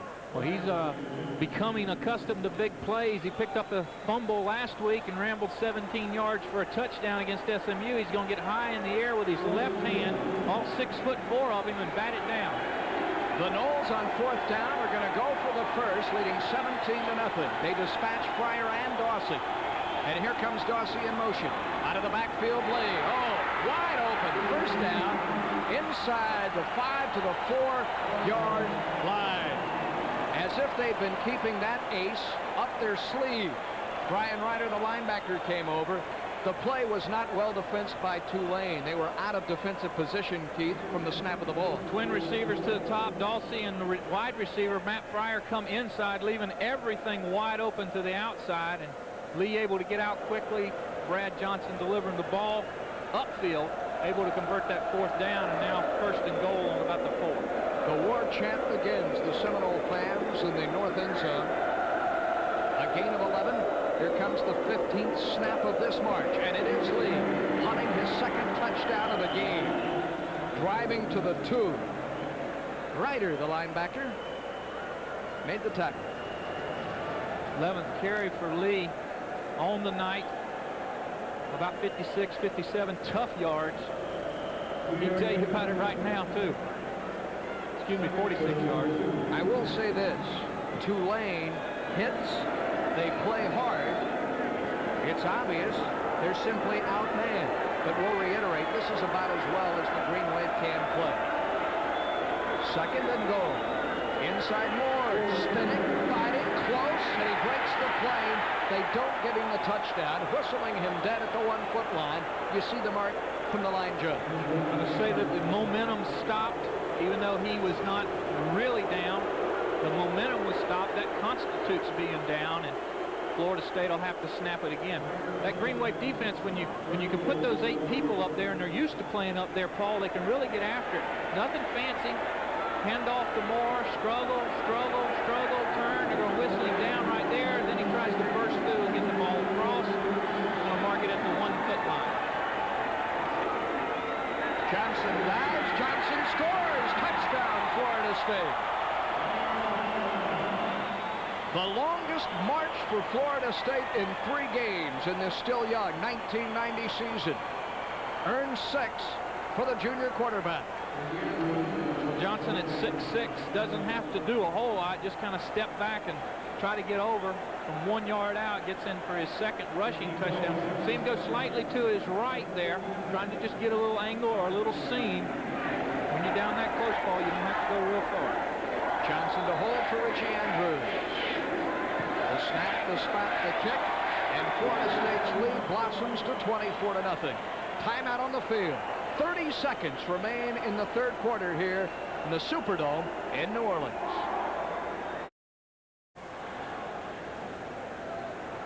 The SAEs are here, as you see, and so is 2nd-ranked Florida State. 24-0 your score, and in twin safeties again, Brandon Hamilton to the left of your picture, the freshman, and the junior Terrence Strickland up top, who wears number 6 on his back. And Richie Andrews, who has totaled 6 points in this game, 3 extra points in the field goal, booms it away. He hit it at top on 1 bounce. This is out of the end zone. Well, I did my job, says Andrews. Look at this drive, Keith. This was a march. Longest of the season by play count, 15 plays, 73 yards, almost 8 minutes. Brad goes over on the quarterback sneak from 1 yard out. First 2 drives of the 3rd quarter, Florida State able to march considerable distance, putting the 14 3rd quarter points as posted on the Superdome's massive scoreboard. Florida State was still a 4-back secondary, an I formation for the first time in this game. Smith throws. Miller, who was open, caught it and stumbles out of bounds. Had Miller not stumbled, he probably had another 15 or 20 yards to move upfield. They've really utilized this 5'9" fullback, if you will. You see him sprinting out of there, and he runs away from Dinkins, looks like. Dinkins stumbles and falls. Look at the green space, the AstroTurf or Superdome turf, if you will, ahead of him. I like what Barry Milligan called it, the Mardi Gras. The Mardi Gras. I like that. And the Noles, of course, this is their only game this year on turf, and they don't practice on AstroTurf. Still trying to grow accustomed to it. Miller ahead to the 30-31. I think he about wore himself out in the first half, Keith. Could be. The book on him is he's very durable. He's in great shape. But when you've got Ostrozewski and Dinkins and Carruthers and Jones and the rest of them pounding on you 19 times in the first half, and another 3 or 4 or 5 carries here in the third quarter, that's going to take its toll. This Florida State defense really performing well last week. Defensive coordinator Mickey Andrews saying maybe we're finally seeing the light at the end of the tunnel and maybe coming together as we wind down the third quarter here. This one is 3 quarters done, and it's Florida State up 24-0 and hunting its first shutout of this new decade. Back with the fourth period right after this.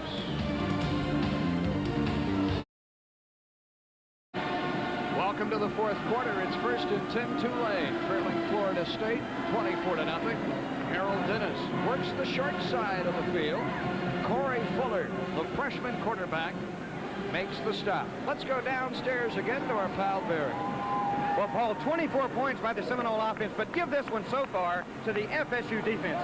Coming into this ball game, Tulane had back-to-back games in which they had gained 200 yards rushing and passing. But since the first quarter, the Seminole D has shut the Green Wave offense down. Tulane has not been shut out, we're told, in 142 consecutive games.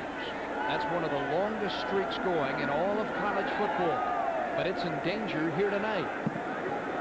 Smith with the adjustment at the line of scrimmage to Terrence Strickland, who spurts off the right side and earns the first. He saw the hole and picked up a step. Joe Ostrozewski, the junior nose guard, slid down the line of scrimmage and made the stop. Joe, who wears number 75, along with his brother Henry, who wears 74.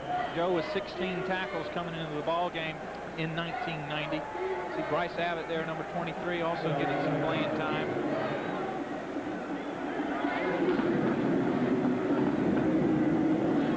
First down again.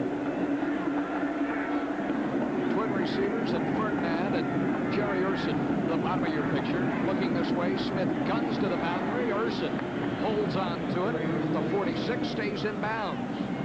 We're seeing Florida State in its linebacking core and in its secondary dip into its reserves now, although a senior, a 3-year letterman, and Anthony Moss, number 99, came all the way over into the flat and made the stop. Coming right at you. Good job by Moss. Not a very difficult pass pattern. Did Urson Jerry run, but Moss able to keep it to a very short gain, about 4 yards, and that's good mobility from 6'4", 240-pound quote-unquote defensive end.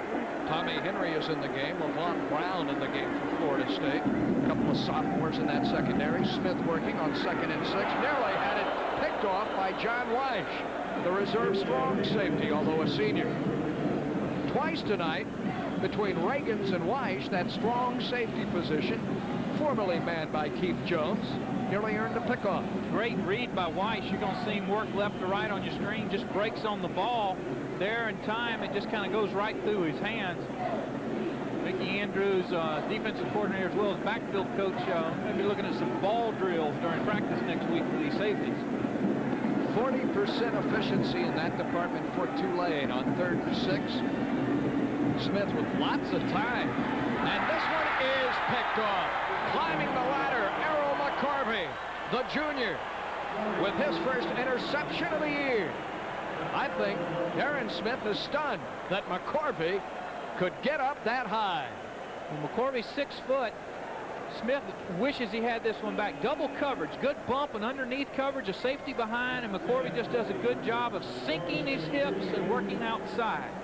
Gets up high in the air, brings it down for his interception. See the double coverage, corners underneath, safety behind, going into double coverage. Well, at least that salvages some part of this afternoon for the McCorvey family. For Errol's brother plays for LSU in their secondary, and you know what happened to the Tigers at Vanderbilt today? They were stunned. Here's Chris Parker with his first carry of the 1990 season. Parker, the junior, who had a big year a couple of years ago. There's Errol McCorvey in there. That was a stunner, was it not, Keith, in the SEC? I believe that makes LSU 0-3 or 1-2. 1-2. They beat Georgia. Now 1-2. There you see Deron Smith on the phone saying, "What happened up there, guys?" Parker, who has been in and out of the doghouse with Coach Bobby Bowden, trying to work his way back into playing time. Over the middle, senior Dave Roberts held on to it. Casey Weldon, as you see, returns to duty. And there is a penalty marker down. Holding. And with Florida State leading as it is by 3 touchdowns plus, although the line is intact, we are going to see, I would think, more and more fresh jerseys for FSU as the Seminoles, a very young team, especially one ranked so high, probably the youngest team in America ever to be ranked as high as second in the nation. Only 6 seniors on the squad, 3 on offense, 2 on defense, and Richie Andrews as the kicker, actually 5 on the first 22 either side of the ball. You see Coach Bowden there discussing this holding call. You know, Coach Bobby Bowden can move past Dan McGugan in all-time wins tonight, former great coach at Vanderbilt. They were a powerhouse in the 20s and 30s. Coach Bobby Bowden, milestone after milestone this season. Parker fakes the reverse, and that's going nowhere at the 31-yard line. Linzer Burton, the converted defensive back from Boca Raton, led the way for Tulane. Ray Benford, that big right end, helped out. You're going to see a good job by number 5 in green, Burton. He's going to keep outside leverage. He's not going to let anybody get in his way. He's not going to let Parker beat him outside. He's going to force him back inside. And not only that, he's going to wrap him up, not let go, and get a little help on the end, but be in on the tackle. That was a loss of 2 for a fella in Parker who last year carried 32 times for close to a 4-yard average. He is now in the slot. Shannon Baker, the wideout at the bottom of your picture. It's 3rd and a long 17. And penalty markers again down. We've seen Brad Johnson, then Casey Weldon, and then Brad came back, and then Brad again to start, and now Casey, and sounds like the offensive count, snap count, cadence as it were, confusing some people in Florida State jumping. Get a look at it here. Hard to tell from that angle who it was, but the official's right on top of it, moves Florida State back 5. There you see 6 of them for 58 yards against Florida State.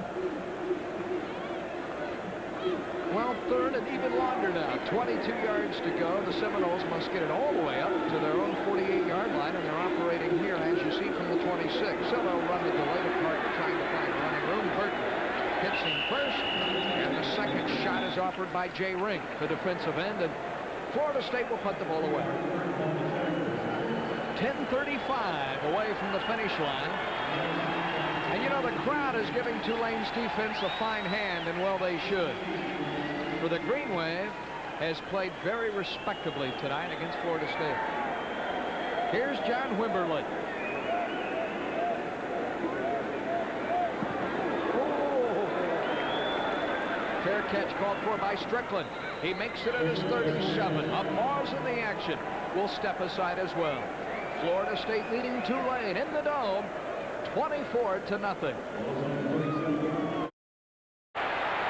We are back, and on his back is Darren Smith, with freshman linebacker Ken Alexander, all 248 pounds of him, hanging on. Little flea flicker, going to hand off up the middle, turn around, pitch it back to Smith, looking downfield. But Alexander, Paul, freshman, he's not been here long enough to know you're not supposed to just continue upfield to go after the quarterback, and he's right there to make the play. He wasn't fooled at all. That's a loss of a dozen yards. Alexander, is this a Texan for you? Number 1, he's from the capital city of Austin, and he attended LBJ High School. You don't get much more Texan than that, do you? Wonder if he wears boots. I would think so. On 2nd and 22, Smith guns battery, has it complete. Upfield to the 38-yard line. That is not the first down marker. On the receiving end for Tulane is Steve Ballard, the wide receiver. Watch this shot by Grady Ross. Ross is going to come up, deliver a good shot, and he's going to get some help. Kind of horse collar him, if you will. Richard Coase, the freshman from Miami, number 16. Both teams into the bench. It's Ballard's 5th catch of the year, the sophomore. We watch the clock. A shade pass, 9 minutes remaining. 3rd down and 9 from the 38-yard line. The pass is caught by Ferdinand. He is just shy, it looks like, of the first down. It depends on the spot. He took the pass in, looked at the first down marker, and Leon Fowler arrived. Again, this combination route, outside receiver works upfield and in. Ferdinand just works out. Fowler, coming from his free safety position, does a good job of closing. They're going to be just a little bit short. Brings up 4th down. There you see a good look at Ferdinand. Less than a yard here. Ferdinand, a good night. To the left side. Jerry Urson to the far. Malone set back. Chance Miller takes the handoff. Earns the first. Marvin Jones, the inside linebacker, came up in the hole, but not before Miller had already picked up the first down. At 5'9", he runs so low to the ground. Watch him get his shoulders down, tries to attack underneath the defender. This time he goes head up with Marvin Jones. Marvin gets a little bit under him, but doesn't wrap up. Miller bounces off. A couple more yards, first down Tulane. There you see 22 times, 80 yards. And trust me, they've all been tough. There's been a hit at the end of every one of those rushes. And you're running against FSU. He'll be a sore young man tomorrow. Smith near midfield. Boy, he put some mustard on that one. Looking for Willie Urson, and then Terrell Buckley put some mustard on Urson. He fired a fastball. That's almost an impossible pass to hold on to. Well, there's no doubt that Smith can deliver it. No pushing and shoving going on there at the end. No doubt that Smith can deliver the football. 6'4", 217 pounds. See him standing there by Chance Miller. Towers over him. He winds up and lets it go. It's got some velocity on it. He's been picked off twice. Is now 10 of 20 for 70 yards. 2nd down, and he needs. Lennington 10. Over the middle, incomplete, trying to find Miller, circling out of the backfield in front of Florida State's Richard Coase in the secondary. Anthony Moss coming free, putting good pressure on Smith that time from his left. Outside linebacker, defensive end, rush position, Ed in, Will in, whatever we want to call him. Number 99 there at the top of your screen. That defense wants a shutout. Tulane has not been blanked since 1977, as Barry Milligan told you. There are 8 minutes even to go in this football game. 3rd and 10 for Smith with time over the middle, in and out of the hands of his intended receiver at the 35-yard line. It looked to be Stanley Barring again out of the backfield. And Florida State's going to get the football back as Tulane will punt.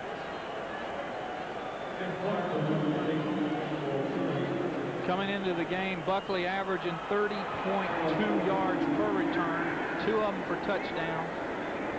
Florida State is playing as if they expect this to be a fake. It is not. Instead, angling it for the sideline. Clark has Buckley race over, call fair catch, and make the grab at his 14-yard line. 24-0, FSU on top. Casey Weldon remains at the helm for Florida State. Late in the 4th quarter, Baker over the football.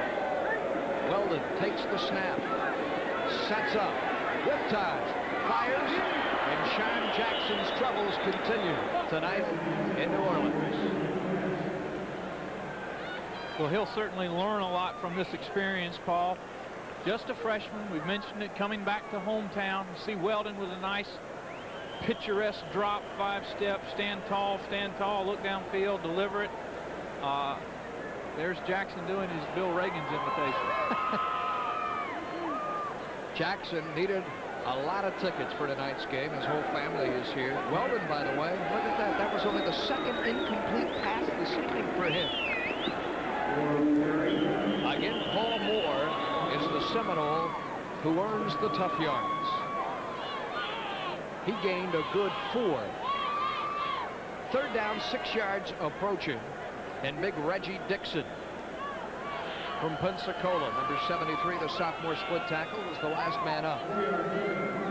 They've left that offensive line nearly intact. Hayward Haynes played early, Keith, and then slipped out of the lineup with that broken hand, but he did start his 15th consecutive game for FSU tonight.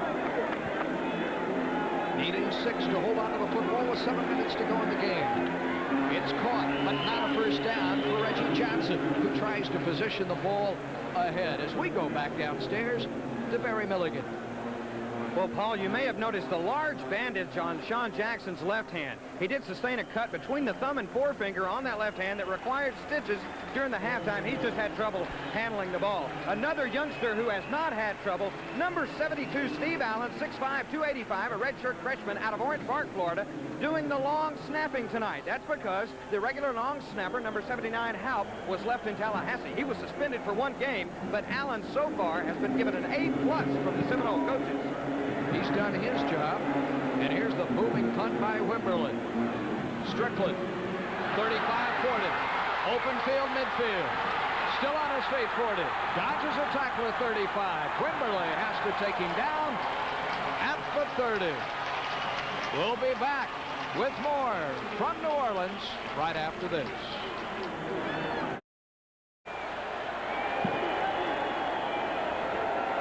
A 43-yard punt return by Terrence Strickland has Tulane first and 10 at the Seminole 40. And this is Willie inside the 10-yard line. The freshman. Buckley on the stop. Here's the punt return again, Keith, by Strickland. Strickland only with 7 yards total net return coming into the ball game. Gets 40+ right here on 1. Does a Terrell Buckley, just sidesteps and heads upfield. Here's a seam pattern, just floating inside is Urson and moving upfield. Great delivery by Smith. Tulane's knocking on the door. Ballard, Urson up top. Twin receivers to the bottom of your screen. 4 men out into the end zone. Incomplete. The intended receiver was the junior Jerry Urson. As Smith and the Green Wave, with 5:32 remaining in the contest, trail 24-0 and are desperate to put something on the board. Florida State bringing in about 6 substitutes, which, by the way, happen to be first-teamers, going with their first-team defense. Trying to pitch the shutout. Again, Ballard. This time Willie Urson, or Jerry Urson up top. Ferdinand, Willie Urson to the bottom of your screen. Smith steps up and undershoots Ferdinand. It's incomplete. It's 3rd and 10. It's been a tough night, too, at times for Ferdinand. When he's made catches, they've had to been underneath and coming back toward the football.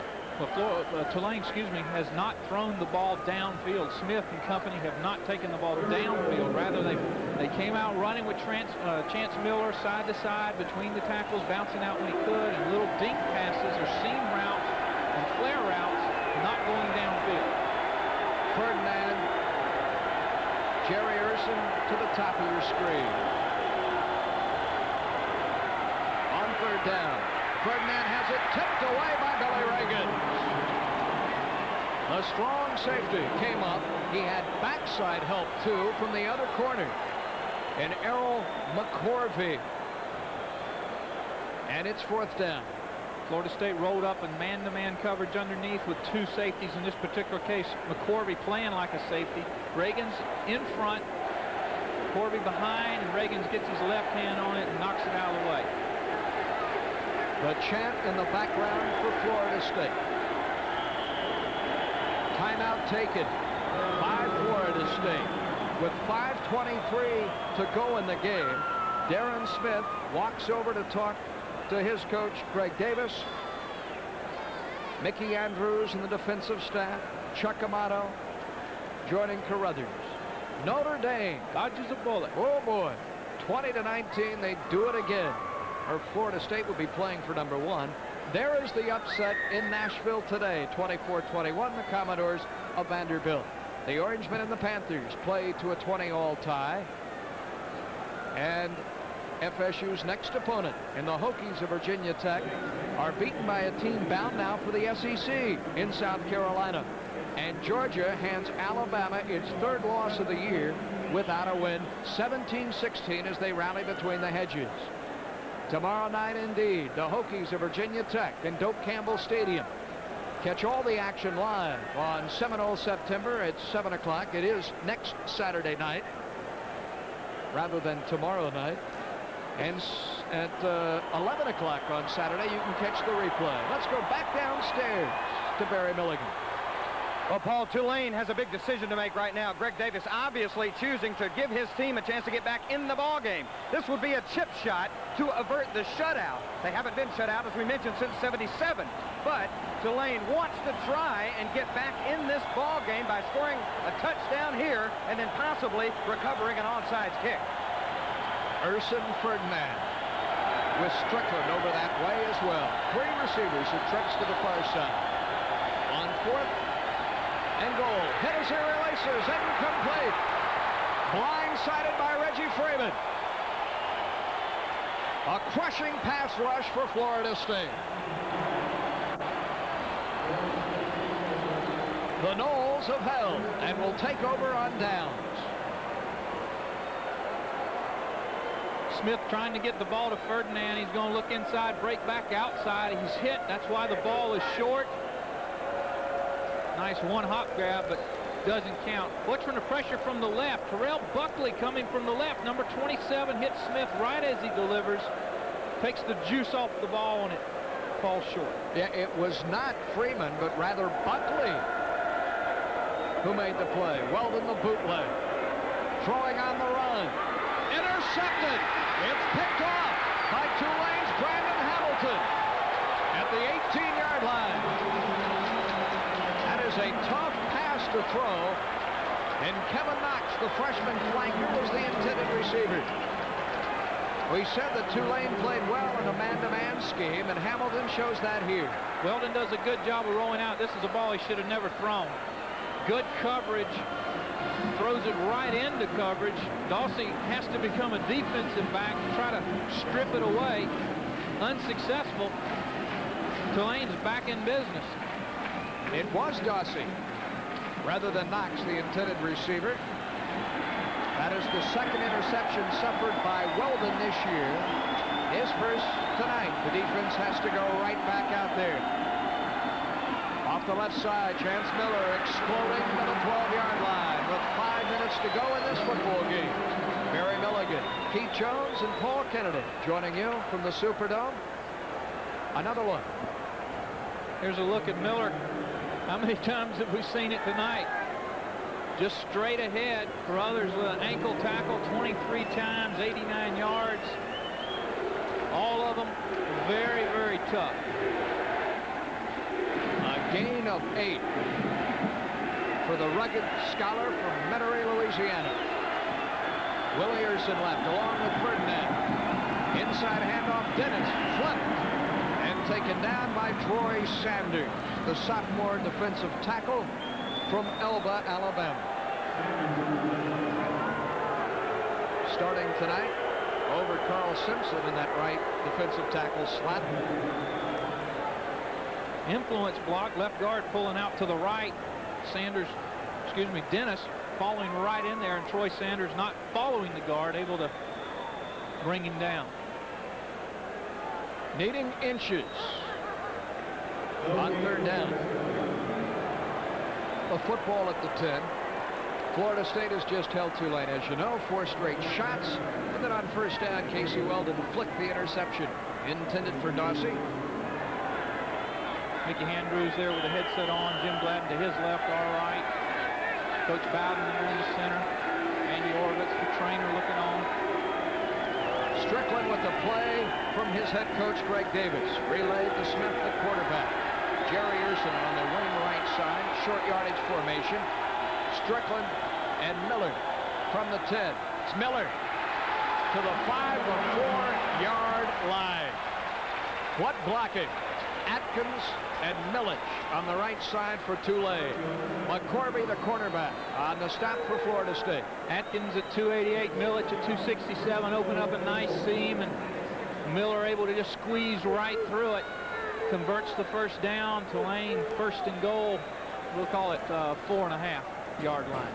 He will become the first back if he picks up 4 more yards, Will Miller, to rush for 100 against Florida State this year. 3:43 to go in the game. Florida State leads 24-0. Dennis trying to stiff arm his way outside, and he can't get away from Kirk Carruthers.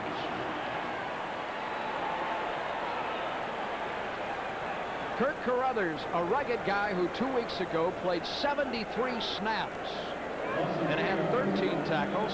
And last week they say he played even better with less extensive duty.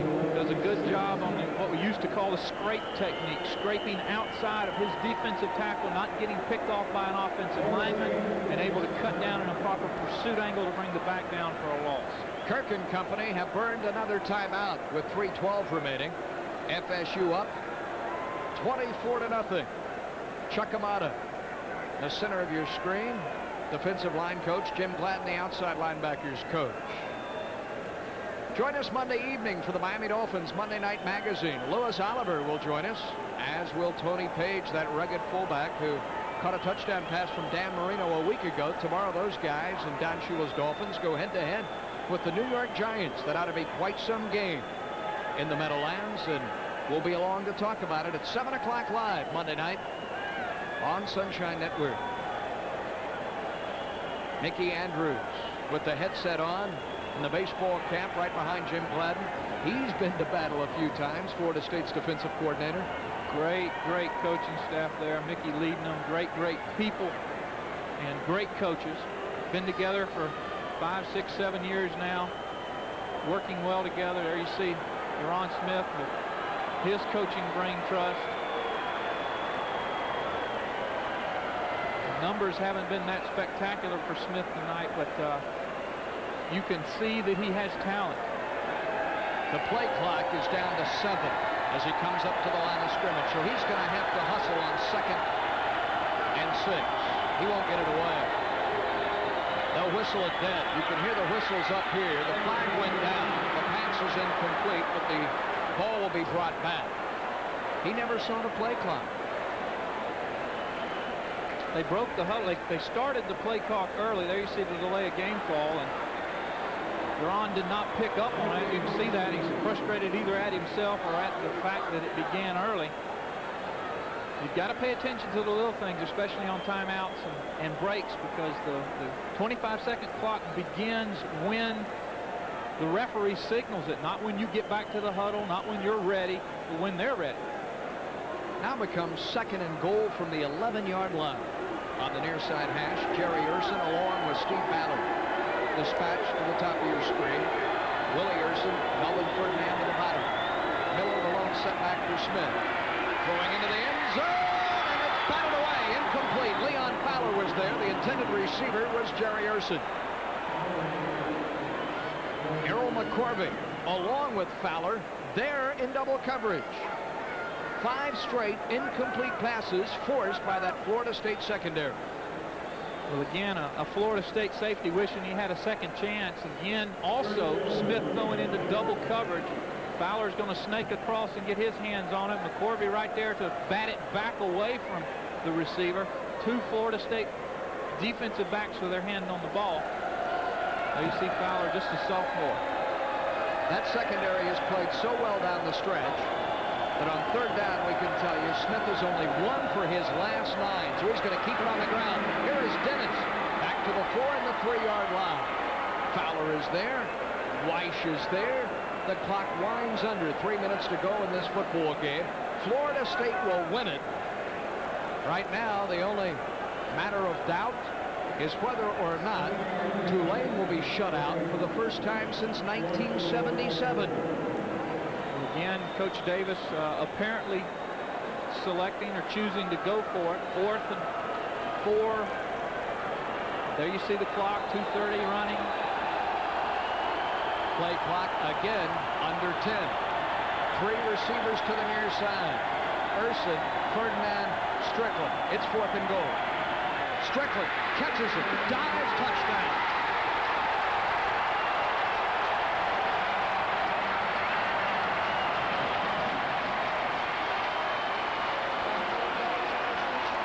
The 8th play following the interception earns the first score of the night for Tulane. Well, Strickland started from a wing position, 3rd receiver in, Florida State, and bump and run, and Buckley not getting off the man in front of him, not able to get off quick enough to cut down that angle, and Strickland out of the backfield, the junior out of Shreveport, brings it in, touchdown Tulane. A 4-yard scoring pass.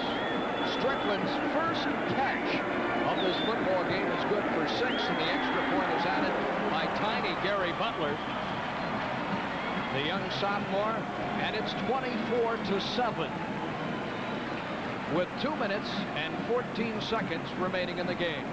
And Tulane, we had said at the outset of our telecast, had regained its self-respect under 3rd-year head coach Greg Davis, and I think they certainly showed us something tonight, Keith, in the 4th quarter. Well, that they have. Davis has been on staff. You'll remember Mac Brown was here 3 years ago, a Florida State alumnus or affiliate, if you will, and Davis had been on staff during his 3 years as a quarterback coach, stepped up as the head coach.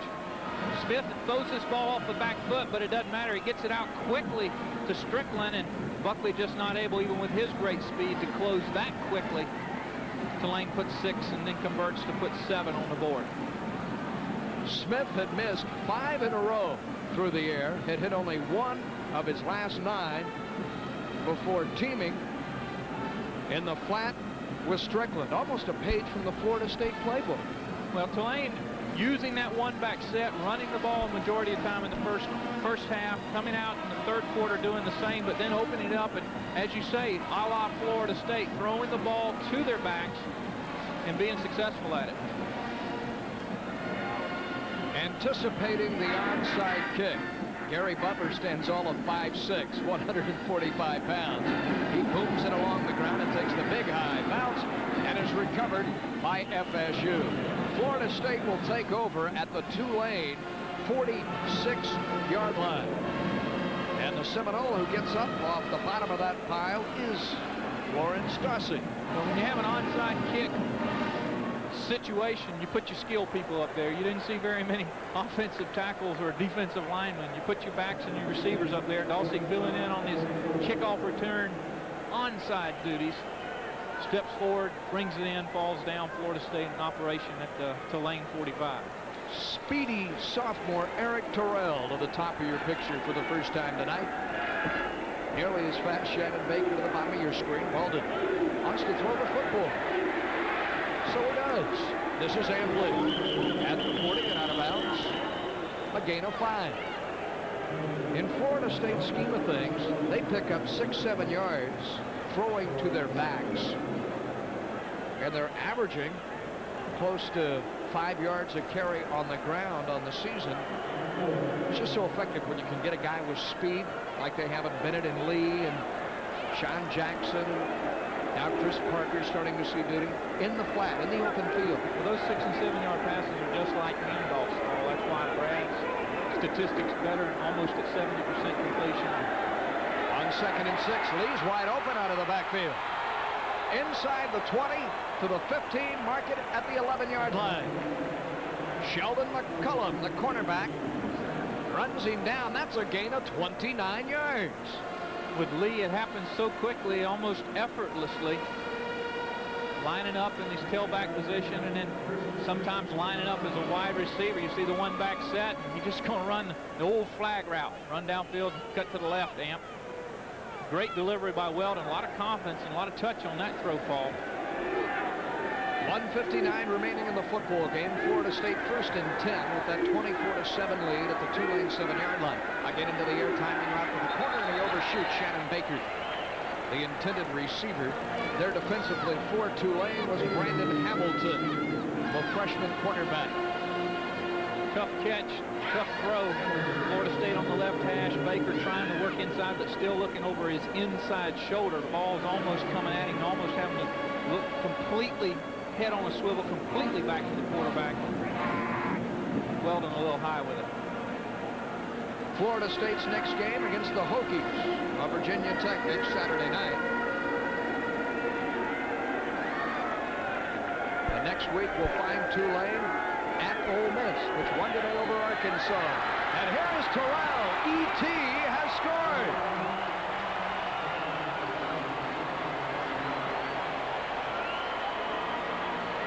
The sophomore slants over the middle and ignites a celebration. Tallahassean to Tallahassean. Casey Weldon out of North Florida Christian and Eric Terrell out of Godby High School, I believe it is, in Tallahassee. You see him working right to the left there. Little high route, little under route. Weldon does a good job of delivering the ball, and E.T. in for 6 from 11. Remember last year, the first time Amplie touched the football, he scored? Well, Terrell here touches it for the first time and scores. A very short 4-play, 44-yard offensive effort. 26 seconds off the clock, 31-7. Florida State. There will be good times. They shall roll in New Orleans tonight. Down on, how did they say it? Bourbon Street? Bourbon Street. Now you see E.T. Very affable, very likable, very popular with his teammates, very outspoken, very good communication and personality skills, almost star quality already from a PR standpoint.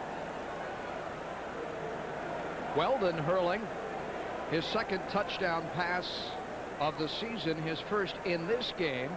That's good for Casey too, to wash the bitter taste of that interception. Exactly. He'll go back and look at that film on that interception when Tulane converted to their score, and he'll know he should have thrown the ball up in the cheap seats or tucked it under and run with it. But those are learning processes. Those are things that Casey, if he is of the character that the coaches know that he is of, that he'll take to heart and he'll use as lessons never to be repeated. And for those of you concerned with moral victories that may wonder why did Florida State throw rather than running it out, once your opponent has onside kicked it, all rules are off and you play to score, and that's what Florida State did. Andrews drives Strickland a yard deep.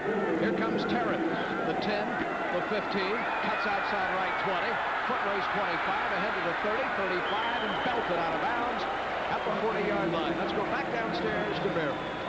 Well, Paul, the Tulane bench absolutely irate that Florida State came back and scored that touchdown. The players shouting all kinds of things across the field at their counterparts. But, as you say, all rules off once you go for the onside kick. That has been the Bowden philosophy all along.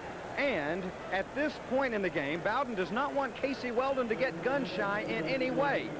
The time on the clock had no effect whatsoever in the play calling. Thanks, Barry. Florida State will stand 3-0. It's number 2 ranking in America, preserved behind Notre Dame. And Tulane will stand at 500 in another 1 minute and 39 seconds at 2-2. First and 10, eluding the rush. Smith underneath, short, and kaboom.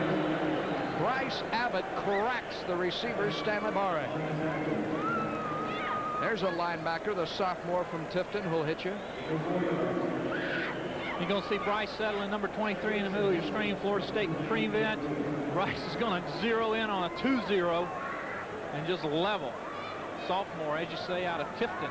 6 foot, 215, hits like he's about 280. Jones, Carruthers, Alexander, Abbott, an excellent 4-man inside linebacking rotation.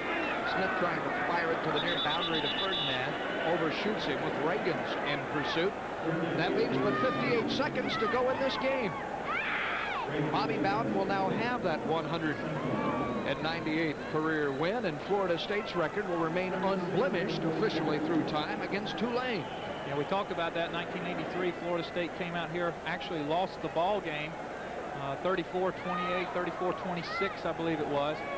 A couple years, year after that, Tulane ruled as being having to forfeit, playing with an ineligible receiver. Florida State officially 7-0 against the Green Wave.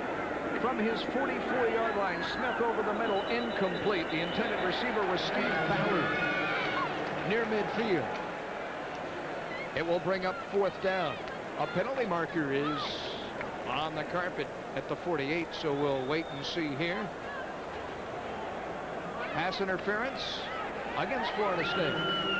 Boy, if I'm Bobby Bowden, if Bobby Bowden is up here where I am to see that call, he's about as upset as I am. That is absolutely ridiculous official call. Ball's not even catchable. The official about 38 yards away throws the flag. Florida State will win its 13th consecutive game. Correct. The longest current winning streak in all of Division I. Will tie the second longest streak in Florida State history, 1949 to 1951 under Coach Don Veller. Florida State won 13 straight, and then the team I played on, 78-79, won 15 straight. Florida State doing so despite the fact it's made a number of penalties tonight, committed a few. And that's a fine catch by Jerry Urson to the Florida State 39-yard line. The junior flanker hauls it in. The clock momentarily halted with 45 seconds to go. Jerry, number 2 of the Urson cousins, the junior. Willie wears number 1, the freshman. This is a Tulane team, as the clock begins to tick, that's going to have to finish tough. Their final 2 games are at Syracuse and at LSU, with Ole Miss and Southern Miss in the interim. They call timeout with 32 seconds remaining. They will be hard-pressed to finish at the 500 mark, and it's a program that has enjoyed just one 500 season in the last 6 years. That came under Mac Brown in '87 when they were 6-6.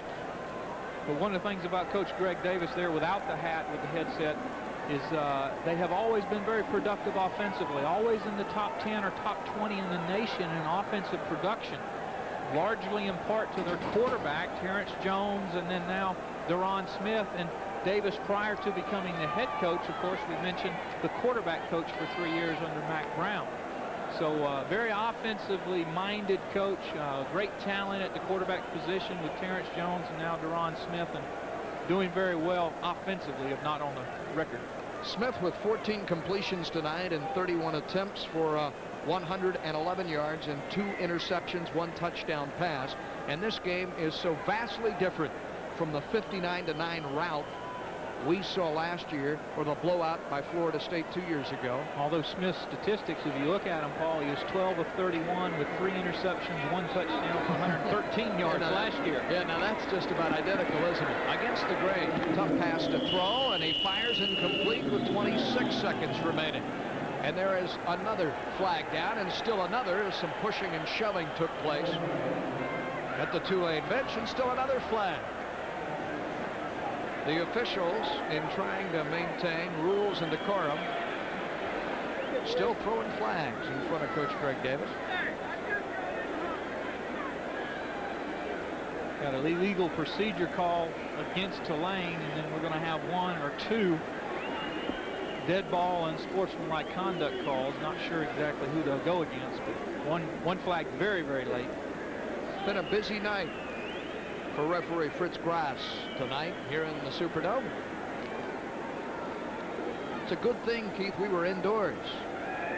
There's a torrential downpour about 6:45 this evening, just prior to kickoff. One of the beauties of the Dome. Florida State will now go 6-0 under Coach Bowden indoors. Most of them coming here. The lone victory coming up the Carrier Dome up in Syracuse. There you see the legal procedure call against Tulane. They'll mark that off first, and then they'll start some real estate one way or the other. Coach Bowden saying, look, there are 26 seconds to go. We're leading 31-7. Let's finish this game and go home. You can join Gene Deckerhoff and Coach Bobby Bowden on the Bobby Bowden Show this Tuesday evening at 7:30. It's always enjoyable right here on Sunshine Network. Coach and Gene.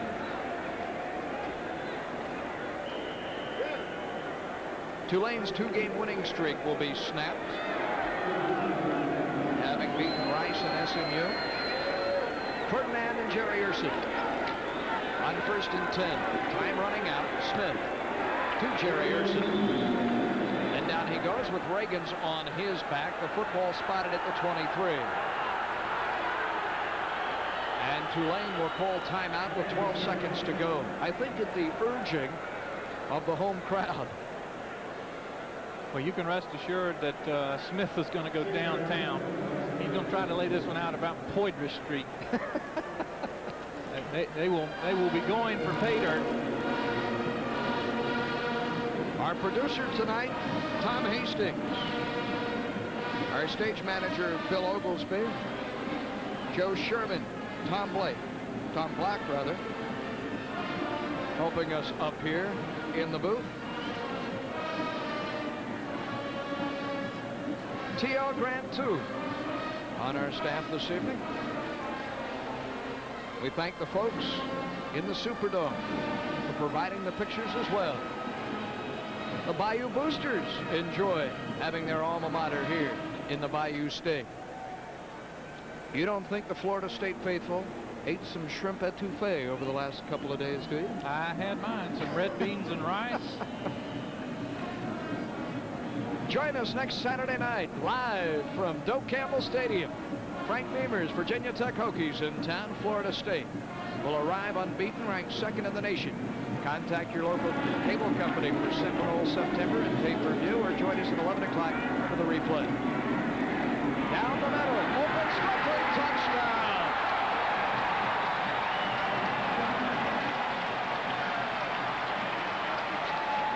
Tulane came right back down the field and balanced the score. And took it right to Kirk Carruthers, number 45. You see Strickland line up there on the wing.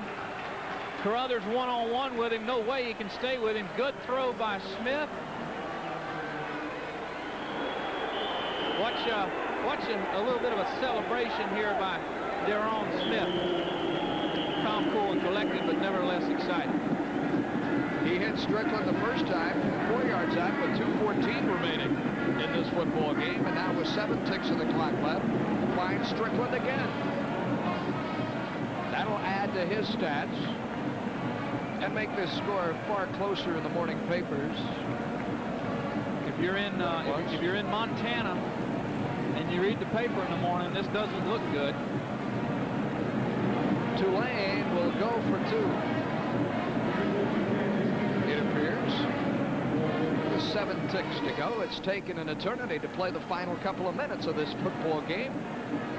Funny things happen in New Orleans, don't they? Well, Florida State, every time coming to the Dome, getting some unusual things going on. Most of the time victorious, 83 the lone exception, which, by the way, Coach Bowden and his staff still refers to as a loss, even though officially Tulane had the forfeit. When you talk to Bobby, he'll talk about coming in here in 1983, Florida State ranked in the top 10, and losing to Tulane, and that being one of the worst defeats, surprising upsets, if you will, Coach Bowden's had in his 15-year career at Florida State. Well, he wants to play here on January 1. He'd love to play 2 games again this year here. 4 receivers will be in the pattern for the 2-point conversion. And off the quarterback draw, Smith will go nowhere. Taken down at the 3-yard line. Reggie Freeman came up from behind. And 31-13, the score remains. Of course, that being a 2-point conversion, no time will elapse. 7 ticks still on the clock. The faithful here in New Orleans on their feet, proud of the Green Wave. 2 late scores, making it very, very, or much closer than it really was. Time for one more play. The last time we saw Chip Clark out there, there's the scoring drive, 1:41 the elapsed time. Clark attempted an onside kick. Florida State, of course, recovered, and 4 plays later was in the end zone. And Shannon Baker, he'll be the lone deep man, and his 10 other Knoll teammates will be aligned at midfield. Haven't talked much about the turf. You see Baker there with those elastic knee pads or scuff pads, if you will. This turf very soft here at the Superdome, but very abrasive. Players wearing some extra protective clothing. Everyone up for the onside kick. It bounds along. Deflected. grabbed by Florida State. 4 seconds remain. Follow the bouncing ball and see that a gold helmet pulled it down. It appeared to be Kevin Knox, the freshman wide receiver, and they are still pushing and shoving at each other. We'll check that. It was not. It was Weldon. May have been Casey Weldon, the quarterback. What's a quarterback doing in there? Well, that young man right there, he may have the title of quarterback, but he can line up and play defensive end, linebacker, defensive back, running back. There may not be a bigger competitor, a man with a bigger heart on that Florida State team than Casey Weldon. And he's in there on the onside kick receiving team. Time for one more play. And with the clap of the hands, here come the Noles. Both Shannon Baker and E.T. to the top of your picture. And the inside handoff is to Deshaun Jackson and the New Orleans native Gallants. To the 30, the 25, and out of bounds. And he ends this game on a positive note for his home folks from St. Augustine High School in New Orleans. Bobby Bowden's team indeed a winner once again. And the king of the road hangs a 31-13 verdict in the rafters of the Superdome in New Orleans. Greg Davis and company 2-2 for Tulane, and this was not a bad football game. A lot of action, a lot of scoring tonight in New Orleans. Next up for Florida State, Virginia Tech. And for Tulane, as we said, Ole Miss. Casey Weldon saw action, and he shakes the hand of Chance Miller, who, if they ever gave a game ball to a losing club, deserved it. Miller was rugged tonight, Keith. 24 carries for 96 yards, just 4 shy of that magic 3 digits, and keeps them close in the first half. And I tell you, great performance by Miller. Let's go down to the field where Barry Milligan is standing by with Coach Bobby Bowden. Thank you, Paul. Coach Bowden, strange things seem to happen in this place. A strange beginning there, but you're able to hold them until late in the fourth quarter. Oh, the only thing that makes me mad about it is I tried to throw the ball down there. We had a shutout working. I wanted our defense to get a shutout because I thought they played great tonight, and that's the only negative thing about the whole game. Pretty good balance, though, again. Not bad output from your receivers, and 4 or 5 yards per carry by your backs. Well, they played a defense tonight that was very conservative, wouldn't allow us anything big, and we kind of took what was there. It was slow. We just beat them slowly. Kind of as you expected, though. A little bit better game each week. Tulane, a pretty good team. Oh, Tulane's much better, in my opinion, than they were last year. Remember last year we had them 31-0 at the half. It took us 60 minutes this week to get 31 points. Once again, pretty good play from some youngsters. How about Steve Allen coming in a long snap? Did a fine job. Steve did a very good job. I was very proud of him. Okay, Coach Bowden, congratulations. Good luck next week. Win number 198, Paul, for Bobby Bowden. Yeah, he wanted the shutout too, but he didn't get it. His defense gave up 2 late scores. Your final this evening in New Orleans. Nonetheless, hey, this one's garnet and gold, 31-13.